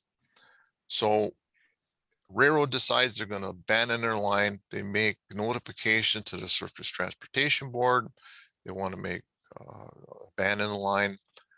Before the railroad can start piecing this out and selling it to all different kinds of people along the line, they are required by state law in Michigan to offer it to the MDOT first. And if MDOT is not interested, it has to be offered to the DNR. And there's a 180-day window in there for negotiations to go back and forth. And that 180-day window can be extended. So that, you know, our people in Lansing were really thinking ahead back in 1976. And with this comes responsibilities by the DNR and MDOT to protect our rights, and I'll get into that a little bit later into the presentation. Let me see if I can zoom in on this here. And this is a map, which is actually in our new 22 trails plan, of all the different rail corridors that are being rail trails that are being used in the state of Michigan, whether they're federally rail banked or if they're state rail banked. All the little brown lines you see statewide on here. And in the DNR's trail system, currently there's 1,375 miles of rail trail. That also includes some rail trail that are not rail preserved. There's one section of rail trail that was purchased by the state of Michigan through a land exchange, and it goes from the Wisconsin border in Iron County on the Brule River all the way to Marinesco, which is just east of Wakefield. And that was done through a land exchange to the federal government. For the federal government wanted an easement for their ELF project in Marquette and Delta County. So that's one trail that's not rail preserved, nor is it rail banked. There's other trails that, of course, are owned by other government agencies also, and that mileage is included in that. And here's a list of some of the trails that are under federal rail banking. And you'll see there's this number 1 is in Muskegon County. 2 is the Hillman Trail in Alpena County. Number 3 is the Marquette to Munising Junction Trail, which is in Alger and Marquette County, which we just ended up purchasing some more sections of that with that acquisition that Don was asking about before. Number 4, the Marquette West Connector, which is these are all under DNR ownership, by the way. So there's some more down here in Kent County. The Fred Meyer Trail, Iron Mountain Connector, Fred Meyer Heartland Trail. Now this is owned privately by the Friends of Fred Meyer Heartland Trail, so they can be owned privately. And these are federally rail bank trails, and these 13 trails amount to 199.33 miles. And our state preserved trails, we have the White Pine Trail downstate, which is DNR ownership. Another trail in Benzie County, which is DNR, and MDOT retained ownership a portion of it. Some more down in Manistee County, DNR ownership, and there's several different trails there. And what's complicated about some of these trails that I work on, especially the one I'm going to mention, the Chassel Houghton Trail, and actually that goes all the way through over across the canal bridge and into the Ripley area and off towards Dollar Bay towards Lake Linden. But that acquisition is actually 3 different parts. It's the Houghton to Chassel, it's the Houghton and Hancock, and a Hancock to Ripley, which is under number 7 is C, D, and E. And what's complicated about that is MDOT at the time of the purchase of this trail purchased the rights from the railroad to run a railroad forever. After that, it was turned over to DNR, and we have fee ownership of the corridor, but MDOT still owns the underlying rights to run a railroad. So that keeps the right for the rail corridor to be used by the public for a trail in the interim. So that can get very complicated at times. Let me back up again. Now, as I mentioned earlier, when we start looking at doing title analysis and title searches on these railroad grades, they are very complicated because some of these railroad grades were acquired by, and I mentioned earlier, land patents from the state of Michigan. Now, there was land patents issued to railroads federally in other states directly from the federal government to the railroads for building the road. But a lot of these patents came with reverter clauses on them where if the railroad ever abandoned it, the rail itself, the property was to go back to federal government. And there's been many, many lawsuits over that. Michigan was different. The land patents, and the reason that railroads got these land patents is in Michigan, for building the road back in the mid to late 1800s. If they built 20 miles of road, the state of Michigan was granted from the federal government X amount of lands to give to railroads building new railroads in the region, in the whole state, I should say. And upon completion of a 20-mile chunk of road, they got X amount of sections of land to help pay for the road, so they could start selling some of the land to finance to continue building their railroad. And that's where sometimes it gets complicated. In this one section that Don brought up, we had found that there was one railroad that got a license from another railroad to build on their lands. In the interim, over the years, and this license expired. It said it expired upon them pulling the tracks. So over the years, of course, the railroad that issued the license sold all the properties, but they still held fee interest in that 100-foot corridor underneath that with the railroad that was operating on there. Well, in 1880, in the mid 80s, the railroad pulled the tracks, and nobody really knew who owned what. There was portions that the railroad that was operating it, they sold portions of it that they thought they owned. Some of it, the DNR purchased. And through a gap analysis we were doing between Little Lake and Chatham, because there was a whole bunch of gaps in this ownership, we found out that we found this license from 1887, I think it was 87, from one railroad to another, and the wording in there that this is a license, it's not an easement, and it expires upon you pulling the tracks, as if this agreement never existed. So here, lo and behold, there's this 100-foot strip of land nobody knew who owned. So we did figure out who owned it, and the heir to the railroad was the Chicago Northwestern that originally owned the property, and the heir to that railroad today is the Union Pacific. So after, I think we worked on this for almost 2 years, doing the title analysis on it, and having the Attorney General, of course, go over the analysis to see if, and the analysis include all the adjoining property owners to see if anybody else had claimed any property.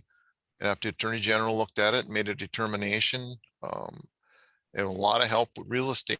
Roger Storm is our acquisition specialist for DNR real estate. He's been doing it for many, many years. He's our expert. He's the one we go to for everything when it comes to this stuff. And so he contacted the railroad and said, "Hey, you want to sell this? We found out you own it." So after negotiations going back and forth, we finally closed on it. I think it was last August. So we solved a big piece of the puzzle. There's still a couple more pieces left, but we'll get that figured out. Any questions so far? I actually have one, Ole, if that's okay. I seen on one of your slides that the snowmobile trails, there's 6,000 miles of snowmobile rail trails. Did I What's see that that? again, Did Karen? I read it wrong? 6,000 miles of snowmobile trails, rail trails? Did I see that on No, your slide? That's total Back miles, here. Karen. Okay. See where it says 6,165 miles of designated snowmobile trails? That's not all rail trail though. Am I right? Or is some of it we Oh have? no, in- that's just designated snowmobiles. With Oh, okay. rail trails I have highlighted. We have Got it. Okay. 1,375 miles of rail trails in the state. Got it. Total mileage of snowmobile trails is 6,165. And of that, there's 1,000 miles that are rail. 1,300 miles. Got Yep, it. are Got rail it. Okay. trails. I misunderstood. Got it. No, that's Well, okay. I thought maybe there was some of it that was in rail trails that weren't being utilized because it was just, they couldn't be for whatever reason. It was a dead end or a piece. Well, here. I had pulled this information from our 22 trails plan that just got approved and has been sent out to the public. So, you know, I was trying to pull information from wherever I could for this presentation. And I get that. I just, like I said, I wondered if there was pieces that weren't being used that could be eventually. Okay.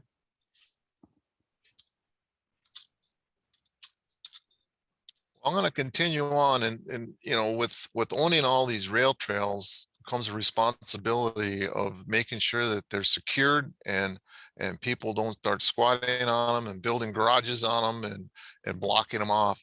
And we call these trespasses. And, of course, everybody knows the definition of trespass. You're on somebody else's property without permission. And I'm going to give you some examples of trespasses that we find on our trails.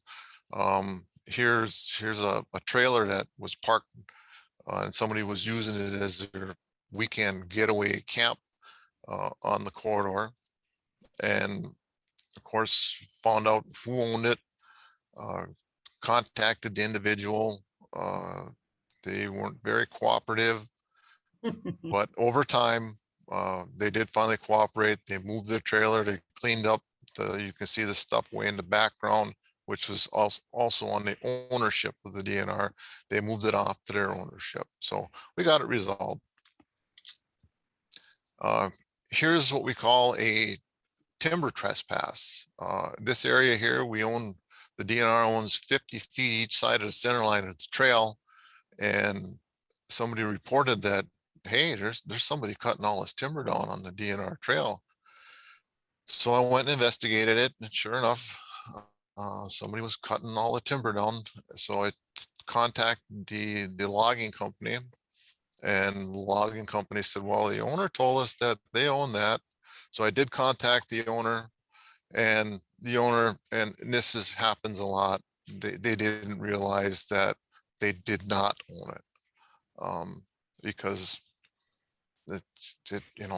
not everybody's a real estate expert by any means. So anyway, after having conversation with them, they were very cooperative. They did have to pay for the timber that was cut down, and they have to pay triple the market value when they do something like this. And they were more than happy to do that. So we were able to resolve this one pretty easy. And here's a trespass on a non-motorized trail. What this is the right screen is an individual built a brand new house, decided, well, I'm going to fix up the backyard too. Well, the trail happened to go right through his backyard, or their backyard. And of course, he decided to take a bunch of trees out, and come to find out, after doing some investigating, this is this complicated trail, the Chassel-to-Houghton Trail. This particular section of trail was in a lawsuit, and doing some more investigating and research. And the property ownership here is that, yes, we only have an easement for the trail there. And the easement there's not a described width, but it's just an easement for the quiet enjoyment of us using it as a bicycle walking trail. So you can see on the left screen where we're doing some work on the corridor. Matt was involved with this, and he did write a letter to the individual saying that the trail is going to get resurfaced through that area. The individual had already put sod across there, so it give them a chance to remove the sod.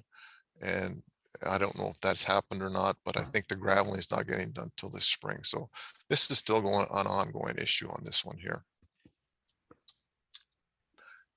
Here's another example of a trespass. We got somebody decided they're going to put a driveway in off of the DNR's trail and slapped up a gate. Well, the gate's on DNR land. Secondly, they don't have permission to put a access road off of the railroad grade. There are means of getting permission, and that's applying for an easement or permit. So we contacted this individual, and they were very cooperative, and they moved their gate. They applied for an easement for their driveway, and everybody lived happily ever after. Here's something we ran into is a dock built on state land on the trail. And I got a tape measurement off the center of the trail, and the shoreline is 19 feet off the center of the trail. Our ownership goes 50 feet out from the center of the trail. So there was another 31 feet out in the water of our ownership. So this dock was in trespass. Contacted the owner, the suspected owner of the dock. And of course, they denied that they had anything to do with it. Even though this individual it was reported that this individual was renting this out to other people so they could tie their boat up while they were vacationing. So I basically had conversation with the individual. He never did admit it was his. I told him, well, we're pulling it out with state employees on such and such a date. And that's what we did. We disposed of it. So we took care of that problem. And here's how we marked our boundary then at this particular spot. And you'll find that's how we're marking most of our boundaries now, that when we do get around to marking them, you're going to find a red Carsonite post on the edge of the corridor ownership, and it'll have that yellow sticker saying Parks and Recreation Division boundary. And the reason I'm showing everybody these examples is when you're out grooming, you know, just out for a ride, whatever, and you see things like this, please report them to us so we can nip it off in the bud. You know, the longer these things stay there, the harder they are to get rid of. And, you know, who do you report a suspected trespass to? Well, if it's snowmobile trails, get a hold of the unit contact. For ORV and non-motorized trails, the best one would be the trail specialist for that area. What's the best way to get a hold of them? Email is preferred, a phone call, in person. Put a note on your grooming report. You know, if you're out grooming in the wintertime and all of a sudden you see somebody put a whole bunch of trees, they start cutting along the rail trail, which is owned by the DNR, let us know. Please do not contact individuals yourself. Because sometimes we find out things about the property that maybe they have a reason to do it. So let us do that. What happens after a suspected trespass is reported? Well, the unit contact, trail specialist, or myself, the property analyst, will investigate. If needed, PRD staff will make contact with the suspected trespasser. If initial contact is unsuccessful, we'll open a case in what we call the DNR trespass tracking system. And this is a very good system because it documents everything, everything that the person puts into it, that is. Photographs, dates you were there, conversations you've had with people, correspondence back and forth, all gets put in this because trespass cases are very time consuming and sometimes they take years to solve. And this is what our trespass tracking system looks like. It's an internal thing. We can look up and search. I can search trespasses that were entered in here 15 years ago. And sometimes that information comes in pretty handy because we might have a new trespass that's reported. I'll look back in history and find, hey, this guy did the same thing 10 years ago. So, and then you bring it up to them, they go, oh, well, yeah. So. Land control, as Matt talked about, we talked about leases and easements, use permits, licenses. We do have use permits for events on our trail system. If it's a winter event on a snowmobile trail system that is a designated DNR trail system, it might be some special ride or whatever, where there's going to be a whole lot of participants and you're charging a fee for it.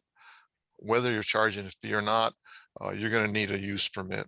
And it takes about 60 days to secure one once you apply for it. They're not that expensive, but it gives the group permission to use the trail. Everybody's insured and everybody knows what's going on.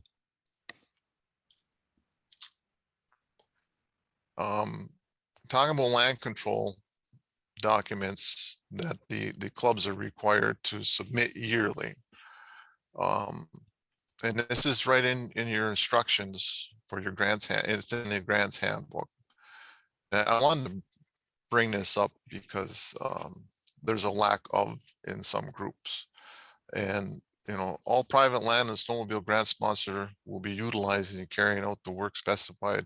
It's a snowmobile trail program grant must be secured through lease, easement, use permit, or equivalent. Documentation of secured land is required to be updated annually and provided to the unit contact. That's very important. I personally have found so far throughout the last couple of years that this is not happening. It's very important to the club. It's very important to the department, because if something happens on that property and there's no up-to-date land agreement to use that trail, we could have big problems. So it's very important to update. It's a big job. I know that. I deal with land permits all the time. It's very tedious. If you need help, any club needs help with this, with direction or suggestions, please call me. I'll be glad to help with this. And I have underlined what's required is a list of names, addresses, amount of the lease payment if applicable, and length of the trail that crosses each private landowner property. And you're also supposed to submit with your land documentation a control site form, and that's a form, our form PR 1854. And here's an example of it. I'm hoping that everybody has seen this and used it in the clubs. Question for you, Ole. If it doesn't change, can't we just If it doesn't change, that's fine, but we still need all this stuff. I mean, if you got it on record from the previous year, can we just renew that record? We need it yearly. That's what it says in the handbook. Yeah. And it's supposed to go in with your grant application yearly. That's part of the paperwork. And I'm finding that that's not happening.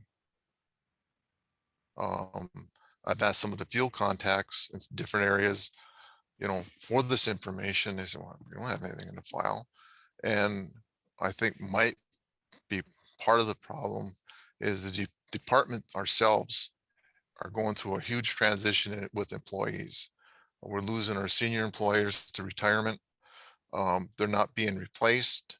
If they are being replaced, they're replacing one for three. Three retired, they hire one. And it's possible that it's just that they don't know where these documents are, the field contacts. So it's something that take a look at, if you would, please. And I guess correct it if it needs to be corrected. And one other suggestion on the trail permits. I know the trail permits that the clubs have with the local landowners, you want to keep them simple, and that's cool, And this is just an example of a simple trail permit. The only thing that I noticed in some of these old trail permits that some of these clubs have, they go back to the mid-90s. I suggest that they should be revisited and maybe have a new one made out, because back in the we're talking what 25 30 years. So whenever you're contacting these landowners, make sure that land hasn't changed in the last 20 years. And here's a suggested wording for a permit. The top is XYZ Snowmobile Club. This permit grants permission to XYZ Snowmobile Club to maintain and develop the main snowmobile trail on my property for a time period of, and a lot of permits have until revoked, which that's fine wording. The permit shall terminate upon the sale of the land or dissolution of the XYZ Snowmobile Club, or, and this is what I'd like to strongly suggest to the clubs to put in their agreement, or 90 days after written notification by the landowner to XYZ Snowmobile Club. We've had instances where we're right smack in the middle of snowmobile season. And an instance was over in Dickinson County here 2 years ago. There were some very impolite snowmobilers that came through the private landowner. Of course, there's a stop sign right at his driveway. He happened to be at the end of his driveway. And the snowmobilers didn't stop. They almost hit him. And the snowmobilers did stop then, turned around, cussed at him, give him the California howdy, and down the road they went. That didn't go well with the landowner. He contacted the club, told the club I am immediately closing the gates. And we have lost land control over that section of trail since, and it's closed down a big section of our trail east of Crystal Falls going towards Escanaba. So that hurt. So if we get this 90 days in there, at least they can say, okay, next year you're not getting a permit. So we're still good for the rest of the year. That's a suggestion. So, you know, this is pretty simple. You know, I've seen many different ones and they're all pretty simple, which is great. That's perfect. So this is just, like I say, my example of one, not the department's. Just to go over some definitions. A lease is a contract which by one party conveys land, property, services, etc., to another for a specified time, usually returned for a periodic payment. Easements, of course, Matt explained that. It's a perpetual thing. It doesn't expire, it goes with the land. And the easement holder does not own or have title to the property, but has a right to use it in a manner described in the easement and is almost always permanent. There can be sunsets on easements, and there are many different types, but very rarely I've ever seen that. Permits, that's an official document giving someone authorization to do something. Permission for use shall expire on a date indicated unless sooner terminated. Okay, that's it. I would like to go into the land stuff more, but it's like I say, it can be very, very lengthy. It could be boring to some people, very interesting to others. And when we get into railroad corridors that the state has taken over or purchased, I should say, the ownerships that we own is very complicated. So. How does Joe Snowmobiler Club figure out who owns a rail grade? You call How us. where would they begin? You call us. Okay. Because the reason I asked is because my daughter actually has property that's on a rail grade. And there's several individuals down here that feel they own that property. And I'm wondering if they do or if they don't. But it'd be a fantastic trail to get us back in town. Well, and it's possible they do. Is it currently used by the DNR as a trail? Nope. So DNR doesn't claim ownership of it. Nope. Okay. Not So it's possible. Not to my knowledge. Well, and I know downstate a lot of the railroads had only easements with reverter clauses in them. And if the railroad sold the property prior to 1968, where another public act kicked in, and anyway, it gets complicated. If they sold the corridor prior to 1968 and there was a reverter clause in there, that property then would have reverted back to the adjoining property owner. Okay. Now, if it happened after 1969, after this legislation had a year to kick in, that's a different story. So. Okay. Just wondering. I know or you could have a title. You could have a title search done on it too. You could have a title company look at it. Just a little warning in there. Title companies typically only go back 40 years. To do railroad grade research, sometimes you have to go back 100 to 150 years. And that to pay a title company to do that, you're going to be paying big money. Well, it was running when I was a kid here, when I lived here, it was still in use. That would So be it's the not, key. it was That just a would be the few key. weeks ago, Oli. Find out what year. I have a book, so does Oli, that'll tell you what year it was decommissioned. And a lot of it has to do with what year it was decommissioned. Right. If it was before 68 or if it was before 76, it gets more complicated. after that, it gets a lot easier for us to convert it to trail use. Okay. So a lot of it goes back to how long it's been sitting there. Okay, yeah, Yeah. the new ORV group down here just asked me about that trail and said, you know, it would be awesome. And they're right, it would be awesome. And it's possible, it's very possible the railroad might still own it. Mhm, You don't know until you do the right. title search. There's one fella down here that says he owns it. So we'll see. We'll see. I would just like to know because it would be a great trail. It would be an awesome trail for the Wayland Club to put them. It would run them right into town for fuel. So it would be a nice thing to have. But Another thing I like, I do a lot of helping with is, with people wanting to cross the railroad grades and, you know, they don't know where to go to start the process. And finally, you know, they usually start at the field office and then they finally get my name and contact, get a hold of me. And I send them the applications and try to help them through the process and what they need to put in the package. Because there is a lot of information that has to be put together. Surveys have to be put together. So it's a time consuming thing. Once you decide or find that you might need an easement across the DNR trail, and you finally get the application in your hand and start working on it, you probably, before you get all the paperwork put together, the surveys completed, it'll probably be a couple months' time before you can even submit the application. And then after the application is submitted to Lansing with the application fee, you're looking at a minimum turnaround time of the review of 12 weeks, sometimes more. If the review is finished after 12 weeks, you're probably looking at another 4 weeks before it would close. So you're looking at some time involved.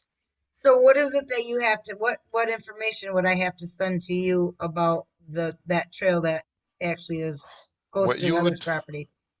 what you would have to send to us is, and this all goes to Lansing, but I'll help you through it. But of course, you have to fill out the application. Right? Part of the application package is you have to show documentation of how long you've owned the property. So Okay. you have to have title work going back a minimum of 40 years. Okay. And you can either do that yourself or hire a title company to do that for you. It's not title insurance. We just need proof of title for the last 40 Mhm. years. Also, you're going to need to hire a surveyor to survey and come up with a legal description of the area of state land that you're going to be crossing. Okay, and a lot of times it's just a 100-foot width of rail corridor. Sometimes it's only 60 feet, sometimes it's 30. They're all different widths. Everybody assumes that a rail corridor is 100 feet, you know, anywhere you go. That's not true. There's Karen, places I've seen it as narrow as 7.5 feet and as wide as 300. Karen, So- are you asking about width or are you asking about trail development? I Are you am talking about asking. crossing? It's a whole rail grade that runs right Yeah. through Heather's property, Well, okay. Well, he's but talking it's about not on how to get state a crossing. land. It's Yeah, not on okay. state land. So then It's he on. wouldn't It's be- all private properties now. biggest Okay, thing you got to figure out is who owns the darn thing. Yep, you have to figure out who owns the railroad corridor. That's what I'm. So how would I go? That's what I was asking. Is how do I get that? Call a would title find that. company. Okay. Get a hold of a title company or an attorney. Okay. They can do the Oli, search this for is Greg. Hey, is any of that information available through the county equalization office? you. You know, people have used the equalization office to do title searches, and I don't recommend it because the equalization office is not 100% accurate information. I found that out personally. Some counties are excellent, others are terrible. So you actually need to go right to the Register of Deeds office and pull the documents. Okay. Thanks. The equalization department is probably a good place to start, but I wouldn't hang my hat on that information. Okay. Very often wrong, Greg. I mean, the biggest complaint we get when we own a railroad grade is or we buy a railroad grade is somebody will say, well, I've been paying taxes on that for 30 years. Well, and you know, they might say that, but if you actually go to the township assessors and look at their maps, They haven't been. Their legal description might say they own 40 acres, but there's also exceptions and reservations on their deed, which they have to then go research to see what they are. And these exceptions and reservations of anything of record or not.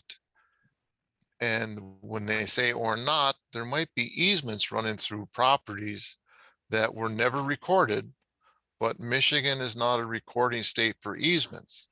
So if grandpa has a letter from somebody saying that they gave him easement through such and such 40 to get to his camp, and now the grandson years later says, we're not going to let you through there no more. Well, they find grandpa's letter and say, yeah, well, here, your relative gave him easement.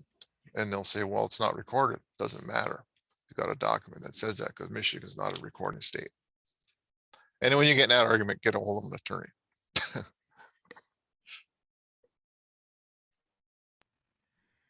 So much information, you guys. So much information.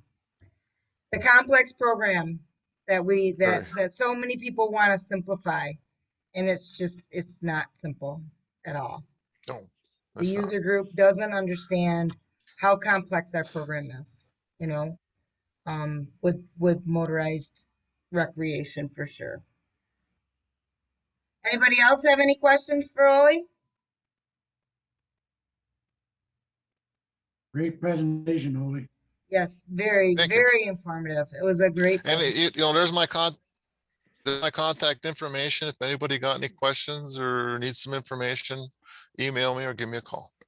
This and this tonight's segment will be recorded, and it is being recorded and will be on the website. So if you want to watch it again or know someone else that you would be interested, it will be in next week. Hopefully by the end of next week I can have them up, edited and up onto the website. Well, thanks for having me. Oh, I appreciate your time more than you know. More than you know. Anybody else got anything, any questions that maybe our DNR that are on tonight can answer for us? Because I'm sure that they would love to do that. We got Paige Perry, we've got Greg Kinzer, we've got, I don't know if Matt's still on. Jeff Jaycock is on, Jessica's on. So there's lots and lots of DNR knowledge here. If you guys have some questions for them that they can help you with, it'd be fabulous. Ron Yesney. We got all the knowledge in the room. Let's ask the questions that we've got, guys. Go quiet. You're Hey, scared Karen? them, Ron. Karen, Yep, go ahead. this is Bob Giesken. How do I raise my hand when I have a question? So I'm new at this, okay? It depends on what you're on, Bob. I'm on an iPad. I'm not sure on an iPad. Anybody on an iPad can help them? Is there there tools at the Touch bottom the that three say more? dots in the top right corner. There's 3 dots that says more under it. Yes. And then about 5, 2, 4, 6 things down, it says raise hand. There's a little hand icon. I'll hit more and okay, I see that now. Okay. Because I tried getting on before and you muted me because I was talking to Pat, who was listening to me on a phone, listening to everything on phone because he can't get internet where he lives at. So he was on the phone and I was talking to him and that, but okay, now I know how to get to you to ask questions. What was your question? It was a long time ago.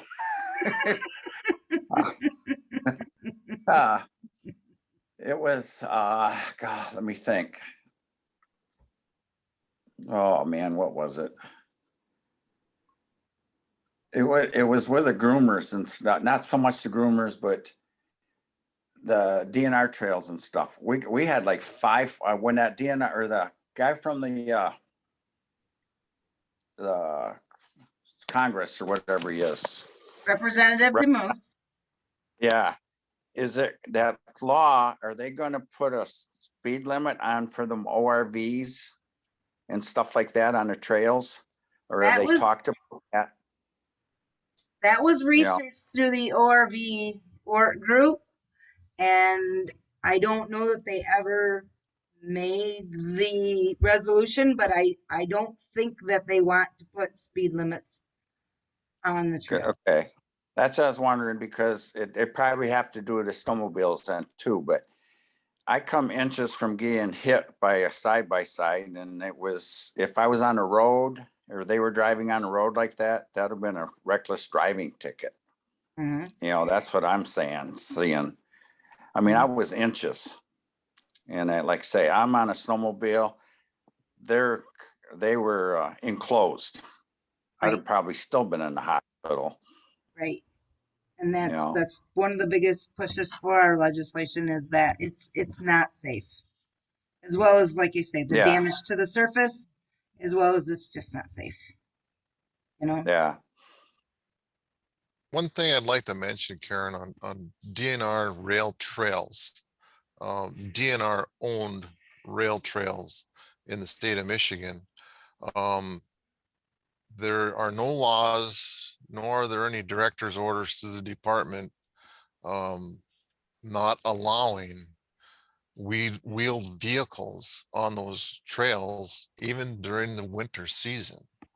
The only law enforcement that they do have that they can give somebody a ticket for is if somebody is operating a wheeled vehicle that is registered in the state of Michigan and it does not have a recreation passport on their license plate. ORVs are also allowed, because there's nothing against ORVs, I mean, legally, for them not to be using the rail corridors during the snowmobile season. So I think this new legislation is trying to address that, or part of it. Correct me if I'm wrong, Ron, if you would, please. Yeah, there are director's orders on a lot of the grades in the lower peninsula only that prohibit wheeled motorized vehicles. So I wasn't aware of. Yeah, Yep. so you're talking in the upper peninsula, that's true. You're talking the lower peninsula, that's not true. There are director's orders that prohibit wheeled motorized vehicles. And in some cases in the upper peninsula, seldom, but in a few, we do have director's orders prohibiting wheeled motorized vehicles. So, but if you go, especially south of Grand Rapids, everything prohibits wheeled motorized vehicles. So, and a lot of the other stuff in the northern lower, is open to snowmobiles, but not wheeled motorized vehicles. So bicycles in the summer and snowmobiles in the winter, but no wheeled motor vehicles. So they have done it by director's order down below the bridge. We haven't done it a lot up here, just in certain cases we have. Mm-hmm. Yeah, thanks, Ron. I appreciate that clarification. Yeah, I do too. Am I still on? You can be. Okay. I know the Pure Marquette I ride my bike on that quite a bit, and that's no wheeled vehicles on it ever, other than maintenance people. And that's along US 10. It goes from Midland all the way to Baldwin. Right. Right. And that's accomplished through a land use order of the director. So you can do a land use order of the director on state land, and you can control the usage of that state land. Yeah. And there's a process for doing that. So when the grade was purchased, they went through the process, probably having some public meetings, meeting with townships, meeting with the counties, getting input on what's the most appropriate use. And based on that, they were able to put a land use order in place. We have been able to do that in a few certain situations up here where the rail trails run through urban areas. But other than that, Ole's absolutely correct. There's nothing that prohibits wheeled motorized vehicles on the rail trails in upper Michigan. Isn't Benzie's new one? And that's a hikey and only snowmobiles. It's not going to have wheeled vehicles on that one either. Their new section going. Sorry, Ron. No, not at this time, Karen. No. Right. No ORVs. They don't want the ORVs in there. But yeah, that's that. I looked up the land use, and there's lots and lots and lots and lots and lots of them. Director's orders. Paige, what did you say, Paige? Oh, she just said there's in the Lower Peninsula there's director's orders prohibiting wheeled vehicles. She was just echoing what you said, Ron. Any other comments, questions, thoughts? Anybody? Anybody? Come on, we have all this DNR in the room and nobody's got questions for the DNR. Come on. I, this is back to Bob again on the Houghton Lake system I volunteer on. And we had to fix 5-foot berms this fall to get our trails flat. You know, and we get paid very little for that. You know, nobody understands how bad that really was, and they were maintaining it. We lost our head guy passed away this last spring, so we got all rookies in there, and we're kind of lost. You know, we don't know what to do. We didn't have the right equipment. We didn't have nothing. You know, and it's like, you know, and I've talked to you before, Karen, somewhat. Mm-hmm. Reach out to me again, and we'll get you in contact with the right folks that can help you out, Bob. That you shouldn't be struggling like that. There's tons of DNR that'll be happy to help. You know, and Greg's trying to say something. I think Greg's trying to talk to you right now.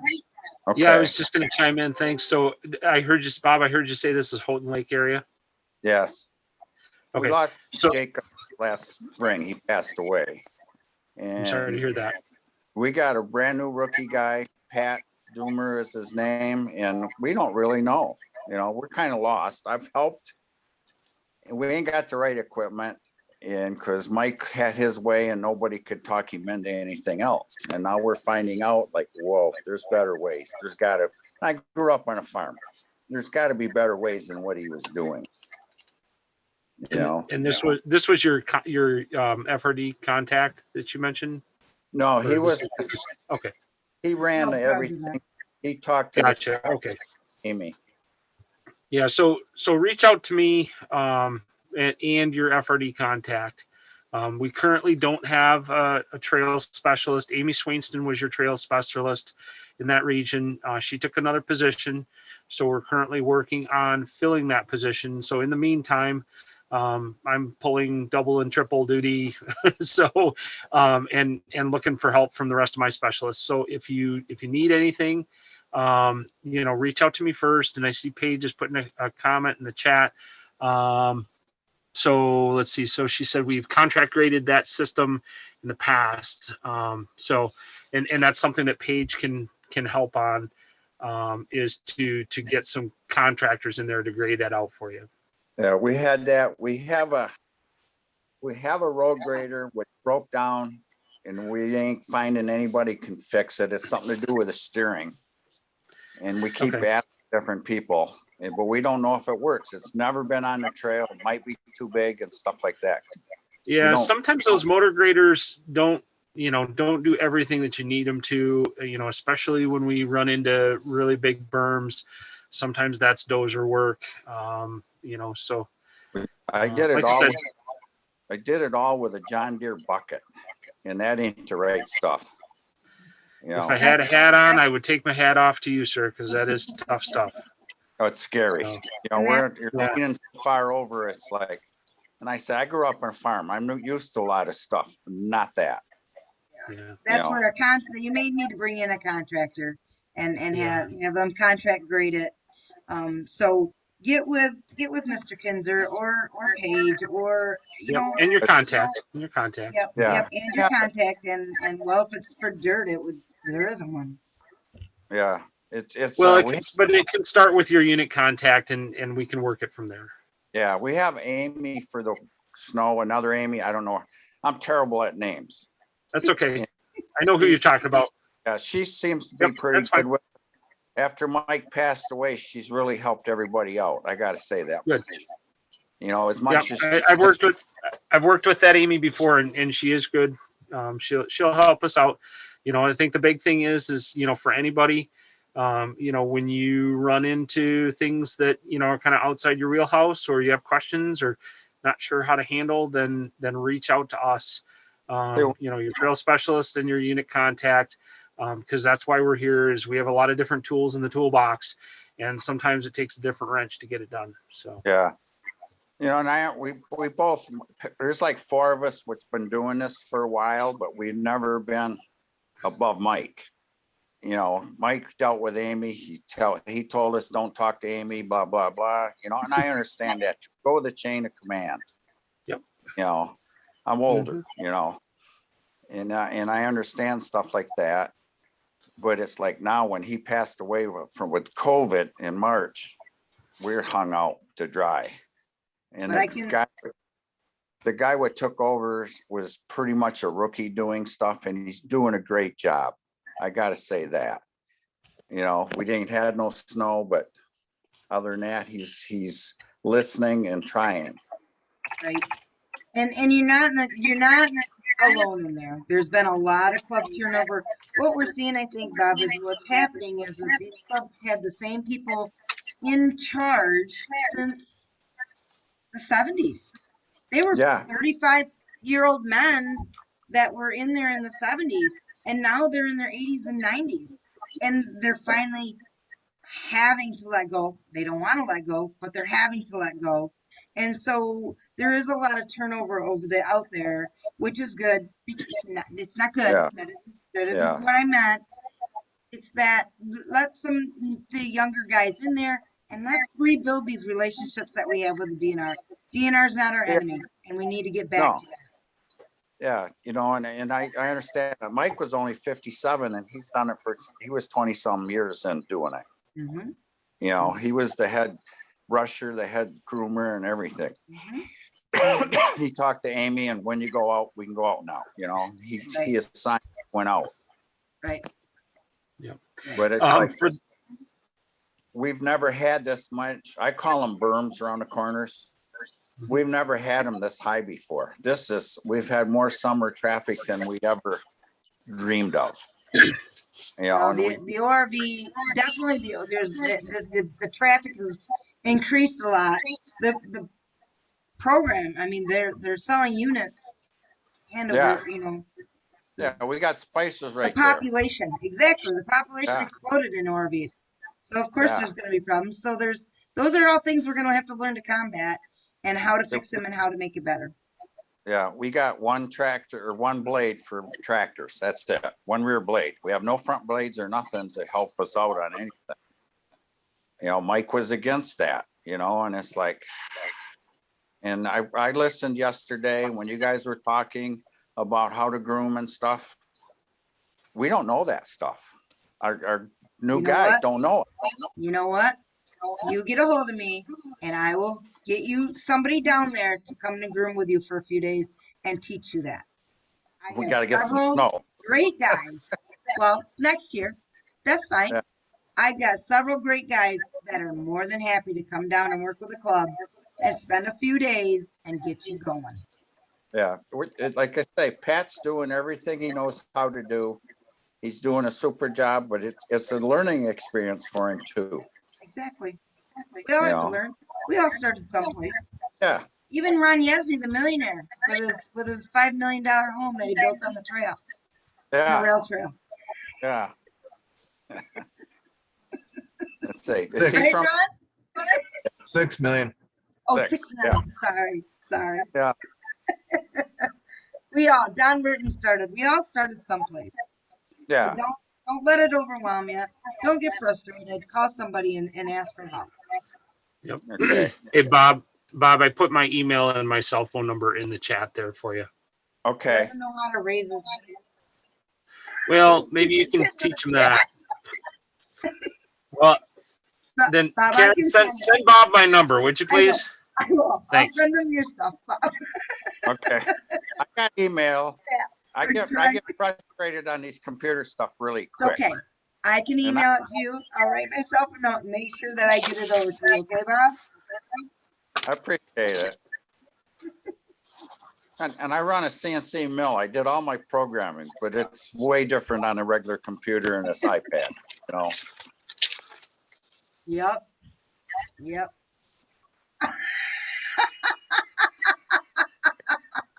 Oh, it's So, Mr. Kinzer is the original funny man tonight. yeah. It's gonna be on a recording then. I see that. Yep, I got you covered, Bob. Okay. I think I'm Told gonna you, like, sometimes you need a different wrench. yeah. Okay, do we have any other questions, comments, concerns? See. If not, we're looking at 8 o'clock.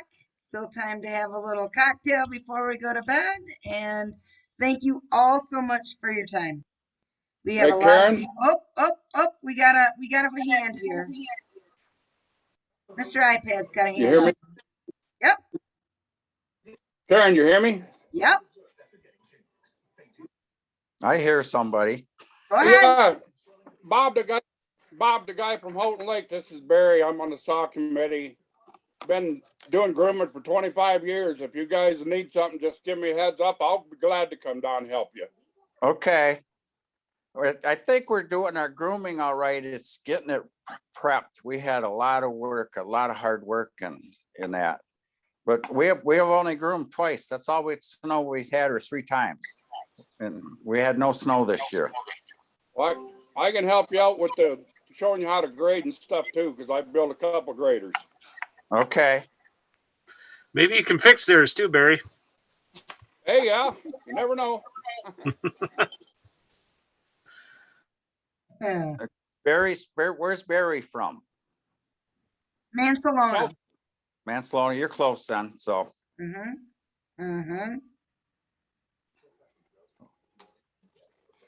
So, okay. Heather, anything else? Thank you. Look at that, Bob. They all want to help. Okay. They want you to succeed. You know what? Everybody does. I know. You know? That's good. We appreciate what you're doing. Yeah. Without our grant sponsors, we would have nothing. You guys are the backbone to this program. We have about 6 people that do everything. That's about what every club has, Yeah. unfortunately. You know. Yes. So. And we're all old. Yeah. You're not dead. We got one. Our oldest guy is 81. And he's out there, but he's falling down now. It's scary. Oh no, that's not good.